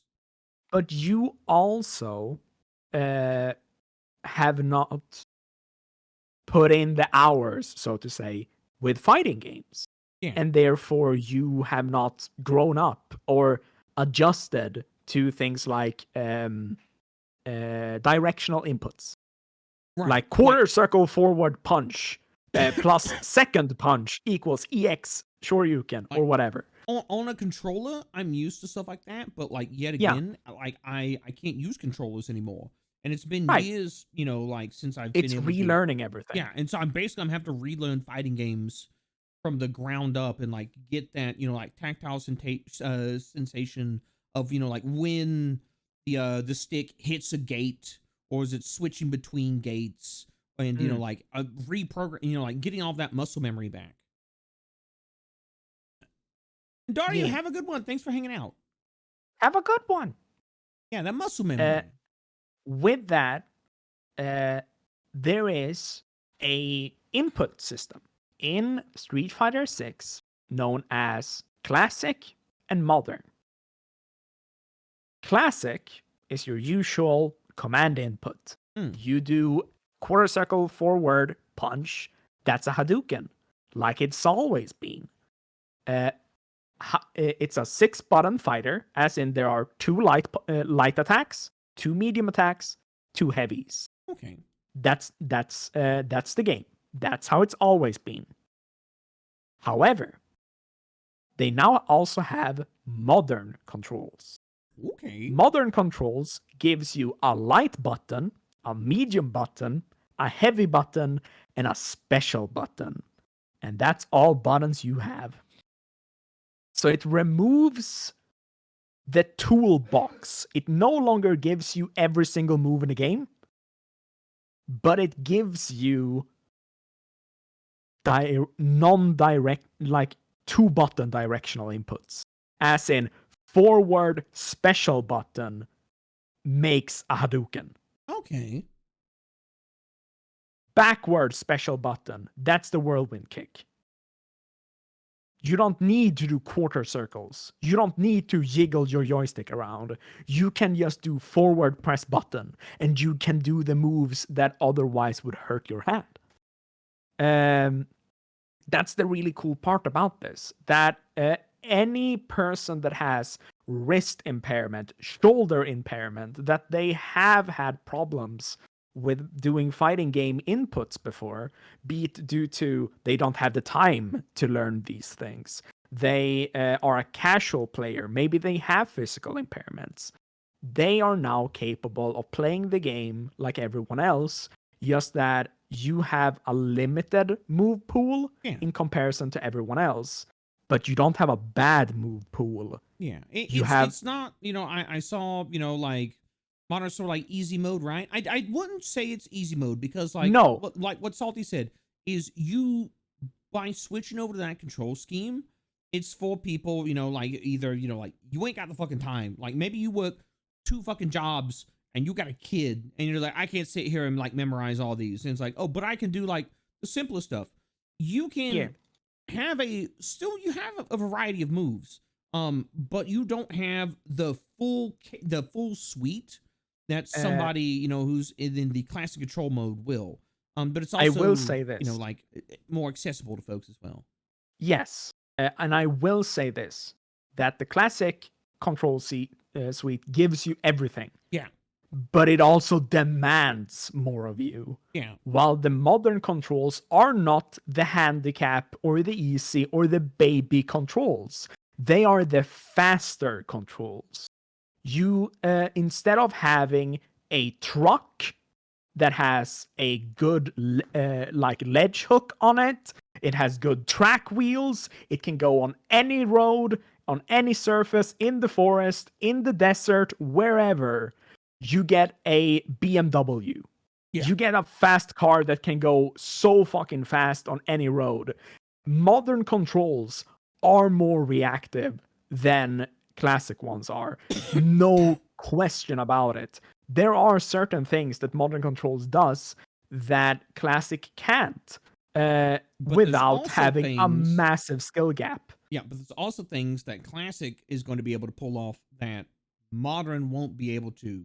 Like if you're if you're technically proficient and skilled individual, like you're probably going to want to go classic, because you're going to have that full suite of moves and capabilities where, like, if you're going up against somebody who's in the modern control, if you have that reaction, you have that muscle memory, you have the technical proficiency in training, because yes, getting good at video games is training, to capitalize upon openings that the modern control scheme will, inevitably wind up presenting, because you trade, you trade the depth for speed, and, accessibility. There's trade-offs and everything. You can capitalize on that. Like, it's not like I'm going to switch to modern and then I'm going to go body somebody in a tournament. Like, I'm gonna hit the top 3 because I'm playing modern. Will you probably be able to do well? I will say that I have been bodied by people with the modern controller scheme. Due to it not being the easier one or the baby controls, it is the faster controls. It's the one that gives you better reaction time because forward plus 2 buttons is easier to do than this specific input. It always will be. But it is limited. It has less special moves. It has less normal moves. And you will be limited to what you can do in certain situations. But if you are a reactionary, if you are a person who likes to do things on the fly with fewer but better moves, go with modern. If you want the full toolkit but have a way more of a reliance on what you need to do, if you need more weight to yourself, if you need to go like, oh yeah, I'm so freaking great at everything, I can do all of these combos, then go with classic if you're that good. But I do classic because I'm used to those, and I want forward medium kick on Zangief, which he doesn't have in modern controls. But I will play modern controls when I play characters like Blanca, for example, where I don't need every single one of his ball attacks. And that's good. That's the nice part. Every single character plays differently with modern or classic. And if Cab arrives and goes, yeah, I want to do modern. Modern is nice. And never touches classic, that's fine. Yeah, because like even if I even with the fight stick, let's go ahead and be honest. When you're using like your fight stick, when you're using something like that, most people are using all of their fingers, right? You got 5 fingers on like your right hand that's hovering over the 6 buttons, and like people train themselves, like to use all of those and everything like that. Even if it is a faster control scheme, I'm playing with essentially 3 fingers. Because my ring finger and my pinky finger, they have legitimate, damage to the nerves, damage to the tendons, damage to the bones, and they don't react. And so, like, what more than likely what I do is I'm over here with the with the 2 T-Rex fingers of my pointer and the claw grip, and like my thumb, and I'm controlling those 3, and if I need to.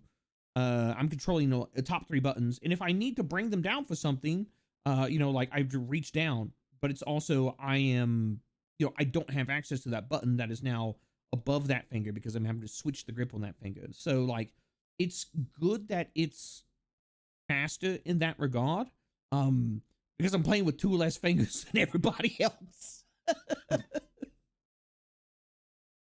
Or playing with 2 less fingers than most folks. Yeah. And it's just nice to have a way for you who then doesn't want to, spend 2 hours every week labbing your combos, doing all of these things. Now you can still play games with your friends. Yeah. I want to vibe, and I just want to play some fucking World Tour, whatever. I don't know if like if the World Tour, if you have to grind anything out. You don't have to. You do get better if you do it, but you don't have to. Yeah, so like maybe like stream's over. It's like, you know what? I just want to relax. I want to grind on some like World Tour, practice some shit. I could do that, and I'm not just like, oh my fucking head. And then, one thing that I will say is that World Tour, if you play World Tour and you have modern controls on, you will get used to it.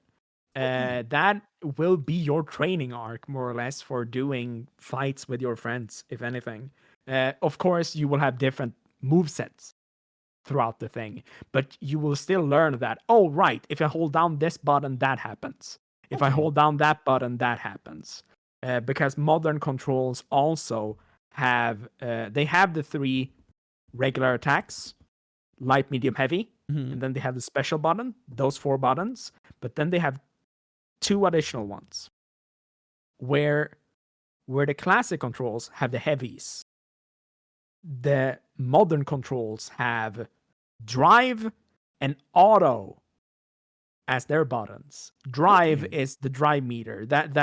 It's like a super meter. Right. Everyone, it's no, Like it's a resource. Capcom. Everyone has that. Yeah. Everyone has that. But modern controls have a thing called auto on it, and when you hold down the auto button and you press any button in succession, in correct succession, you do combos. Oh. It's just built in that, oh yeah, if you hold down auto and you press these at the right timing and like at the right position and you combine them correctly, you do a little auto combo. Nice. And then you go, and then you might ask, why do they get that? That's broken. Why do they get auto combos? If you're good enough, you can do them in classic. Yeah. Like, yet again, it comes to, you know, like the technical proficiency. If you're good enough in classic, like you could do anything. Like you could run fucking circles around people. But it's, you know, like it's. I know a lot of people are like, not a lot of people. There's a vocal minority of folks that are like, they're making fighting games simpler. They're pandering to people. It's like, nah, people busy. People got time. Oh, they ain't got time doing a bunch of shit. You also got a lot of people, like, you know, like this is prominent in the VTuber community. I've joked earlier about VTubers being made of paper fucking mache, but there's a lot of us who have severe fucking physical impairments, and it's like, why are you a streamer? I can't work a normal fucking job. like literally, like I can't. I'm held together by hopes, dreams, and fucking duct tape, and like you know, me. like yeah, and like, what are you stuck doing? I'm stuck at home, and I need something to keep the cabin fever from setting in. Because it's actually, you know, pain to try and go out and be a normal fucking person, and that, you know, it weighs on you. And then like when there's something you're excited about, there's something that you're, you know, like you want to do, but then it's like, oh well, you know, I can't do this. Like, it fucking sucks. It does. It opens up the game to new players. Yeah, exactly. And I'm gonna be honest. Okay, I'm gonna say this, and like some people are gonna be like, "Oh my god, I can't believe Cab's here." In some ways, gatekeeping is good. Gatekeeping horrible fucking people out of things. Oh yeah, that's great. But gatekeeping people with physical disabilities and, you know, like impairments, or, you know, like maybe other obligations out of life, obligations in life, you know, like out of game communities that they genuinely want to participate in, and they're actually passionate about. Nobody fucking wins in that. The people who are gatekeeping, they look like an asshole. The people who are being gatekept, they literally legitimately lose something that they're super passionate about, and maybe they can give back that community in a way that people don't realize they can. Right. And gotta be honest though, the fact that modern controls are in Street Fighter 6 is that alongside they also have a lot of other accessibility features that aren't great, but they are the best and the most that any other fighting game has ever had. And that allows Street Fighter 6 to be the easiest pick up and play fighting game for anyone. And some people might not agree with that. Some people might agree that directional input games like Smash, that doesn't have like a drive meter or you know, other sub mechanics like that, are way easier to pick up and play. But at some point, I gotta say that Street Fighter, with that, it has depth to it, but it's easy to pick up and play, and then it's easy to learn and get to the deep parts about it, rather than Smash that has super like low depths. I think that if you want to just play a game and you want to get good at it, Street Fighter 6 is the one for you. It might be a mainline fighting game. It might be made by a big corpo. It might be made by people who are not the original creator. And this might not be like your old Street Fighter games. It might not be.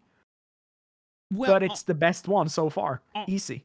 I'll say this, and like you said this earlier when we were talking about Smack Studio, even if you create a game, even if like you are the original developer for it, there is and this is like with multiple things, when it is something that involves a community, that it requires that community to survive, because if nobody fucking buys Street Fighter, guess what don't get made anymore? Street Fighter. So the community is integral to it surviving. When you develop something like that, when you make something like that, there's a certain point where it moves beyond the original devs. It moves beyond the original scope. It becomes a not like on a business level, but like on a kind of like like spiritual level. It becomes property of the community that is there to keep it alive, that is passionate about it, that wants to continue to play it. And like, yeah, you're gonna have some shitters, like the small vocal minority. They're like, but fuck them. Yeah. With games, you want to try and make them accessible. If you want them to fucking survive, if you want them to thrive. Does that mean pandering? No, it doesn't mean pandering, okay? Like, pandering is disingenuous, all right? But legitimately trying to make something good that large swaths of people can enjoy, and like, yeah, there's gonna be some outliers that are not fucking happy with it because you can't please everybody. Yeah, fuck it, do it, all right? That will allow you to continue to make cool shit. Capcom has literally said too, if Street Fighter Go does bad, other projects get canceled sadly, since it's their flagship title. Yeah, it's just how it fucking works. Like, we live in a globalist society these days. Like, you can't just be like, we're gonna pander to the small group of people unless they're absolute fucking oilers for it. Like, like if like we're gonna develop this fighting game and it's gonna appeal to fucking Jeff Bezos and Elon Musk, you know what? Fuck it. Like, go do that. Put fucking mechanics in them for them to spend their billions of fucking dollars on, and see if it fucking works. Good luck with that.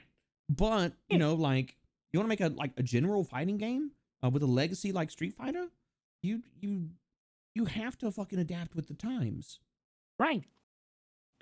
Having simple input as a choice, where you lose your massive toolbox in exchange for reaction time, because that is actually what it is. It's not just accessibility, it's reaction time.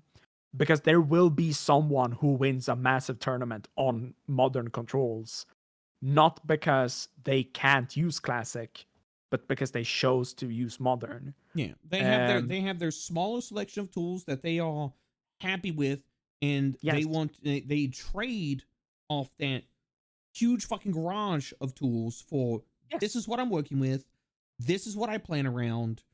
And I am basically just, like, I have to outplay the other, individual with what I have, but I'm super confident in it. And with that increased reaction time, you can be like, oh, make that split, instead of like, I have to go through these 5 moves, that I can react to this thing to, and like the, split second that happens, like, oh, I've got 2 things to choose, this one's impractical at the moment, that means I go with this one. Right. And some people might go along with the meme of modern controls being I will surely win due to my speed being superior. But I will say that they should not be considered the harder and the easier mode. They should be considered classic and modern. Yeah. Two separate choices, two separate approaches to playing the game. Because I'm going to be honest with you, there are some characters that don't need their entire toolkit. They just need a few things.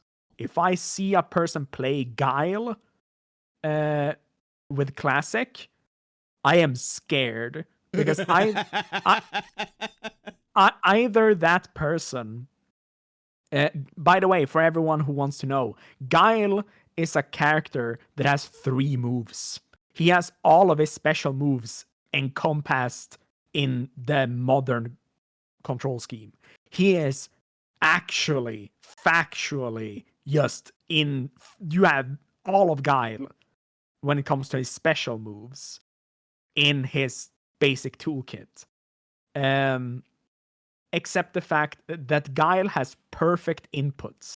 He has perfect frame input mechanics, meaning that if you play classic Guile, I am either going to laugh at you because you're gonna say, "Oh yeah, I can do perfect inputs," and then you never do them and you lose. I'm here to flex on you. Proceeds to fall on fucking face. yeah. Or they do the opposite and they go, "I'm gonna do a 25 hit combo." And you go, some of that is "How? like, How are you doing this in Street Fighter? I don't know." How is he that powerful? And that is why I think that you might actually enjoy World Tour. Because World Tour will let you get used to the modern controls. It will force you to learn some characters that you will not otherwise play. Just so that you can go, "Oh yeah, at least I know how that character works now." yeah. And then you get to mix and match, and you go, "Hey, I like this move. This move is pretty neat." And just mix it up. Mix it up. Mix it up, put it all in a pot, and then you get a funky little fighter guy out of it. Exact classes controls can be used for quick play styles, but inputs need to be carefully done, while modern cuts down available tools, but are more forgiving for inputs. At least that's what it seems to me. Yeah, no, Mechna, that's exactly what we were saying earlier. And it's one of those things where it's, like I said earlier, it's adapting to the times. Street Fighter, look, I remember when the fucking first arcade cabinets came out. All right. I'm fucking old. But it's one of those things where the class controls and the modern controls come from 2 different eras of game development. Yes. The new team for Street Fighter is no longer having the original developers. Yeah. The original creator of Street Fighter no longer works on Street Fighter. Yeah. And that's it's great. It's eventually going to happen. You know, people fucking get old, they move on, they lose interest. You know, they want to do different fucking things. Or maybe sometimes they get fired. No, maybe they're just fucking dead. Because it happens. But things will change with time. Just because something changes doesn't mean it's bad. And I think Street Fighter, you know, including the classic and including the modern, it's a good compromise.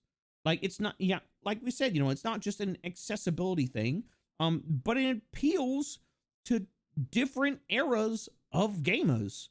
Like, I'm gonna be honest, if you're fucking 60 years old and you're out there playing Street Fighter,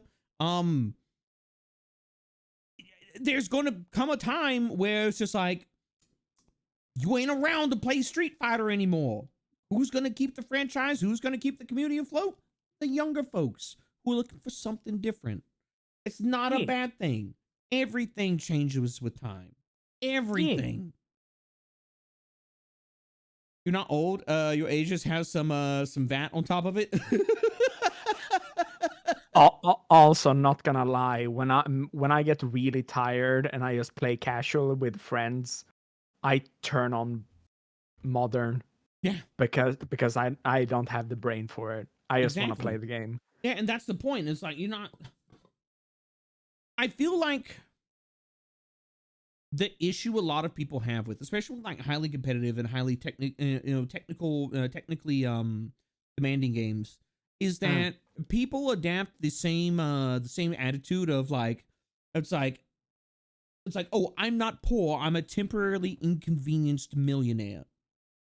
It's like, no, you're not, you're fucking poor, okay? I was poor, you know, like other folks have been poor.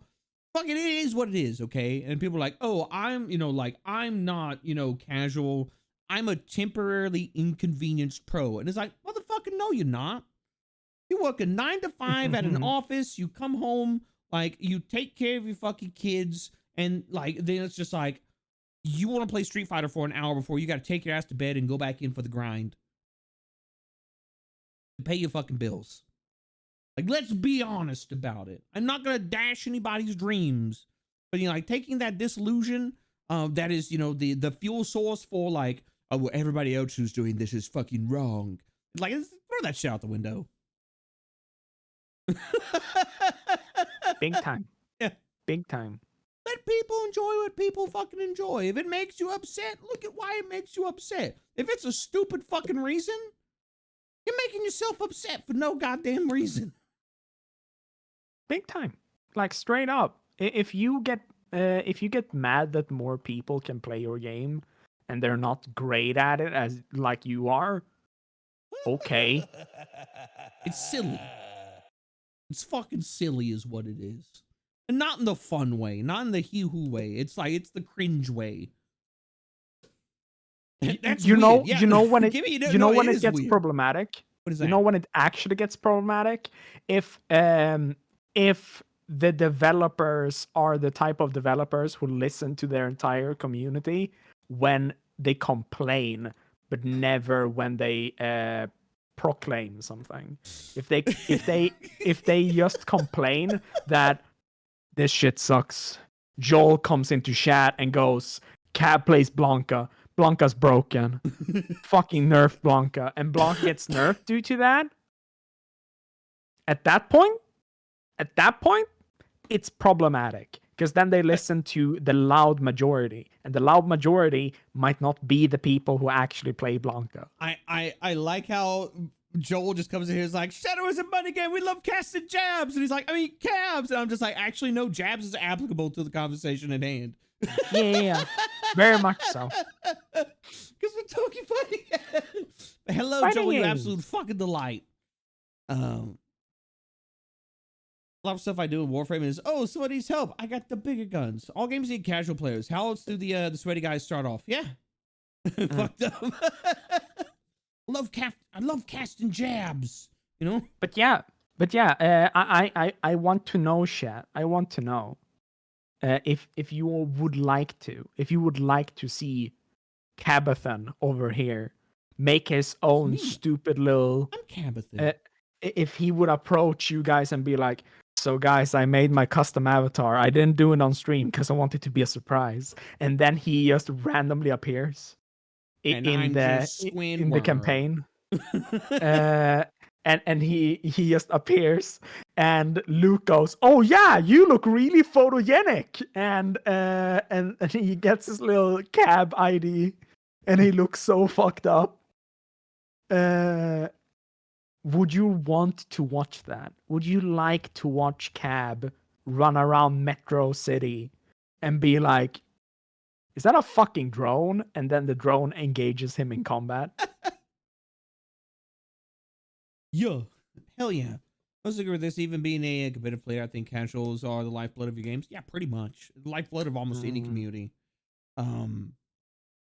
But yeah, though, like if y'all interested in it, I will definitely play World Tour because I've been looking at it. I'm like, is this something I play off stream? Is this something I can play on stream? Are people gonna be actually fucking interested in it? Maybe. Like, you know, like I will absolutely go and like I'm gonna get my new desk set up this weekend because we got no rock goons or nothing. I got the entire weekend to do it, and I'm going to dig out my fucking fight stick, set it all up, set up the new setup, everything like that. You make your own custom character. Yeah. See all the problematic bits, make the non-problematic version of your character model. Nice. And then you can have your model for like, this is my starting character model, and then when I get my hoodie, I switch over to this one. Perfect. Yeah. There's a lot of things you can do with it if you wanna, and then just save save it, and just go switch it in the middle of the campaign.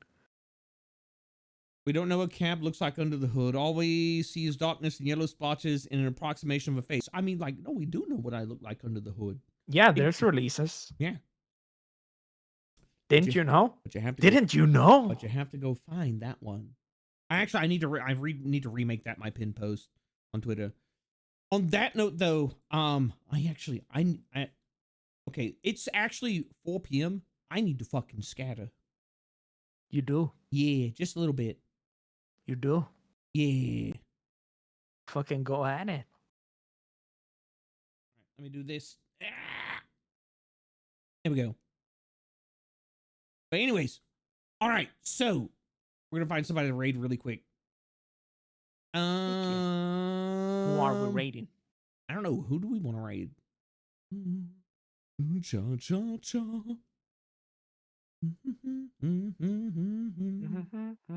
Cha cha cha. Of course, we got on cha cha cha. Let's see. Who do we got? Who's doing stuff? I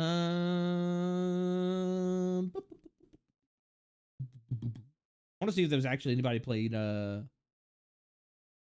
We could raid DM, or we could raid Giga. We got Geeks. You guys want to raid Giga? Geeks. The Geeks. Geeks. Cool. You could be geeking out of your gourd. Oh yeah. All right. Well, we're gonna do that then.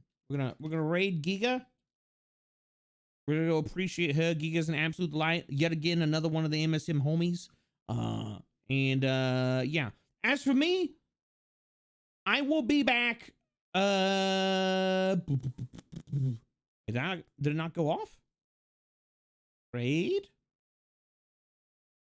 Giga. There it goes. Now it's working. As for me, okay. I'll be back tomorrow. I think I had something to do tomorrow. I don't remember what it was. I gotta go through DMs and figure it the fuck out. There was something I wanted to do. I don't remember.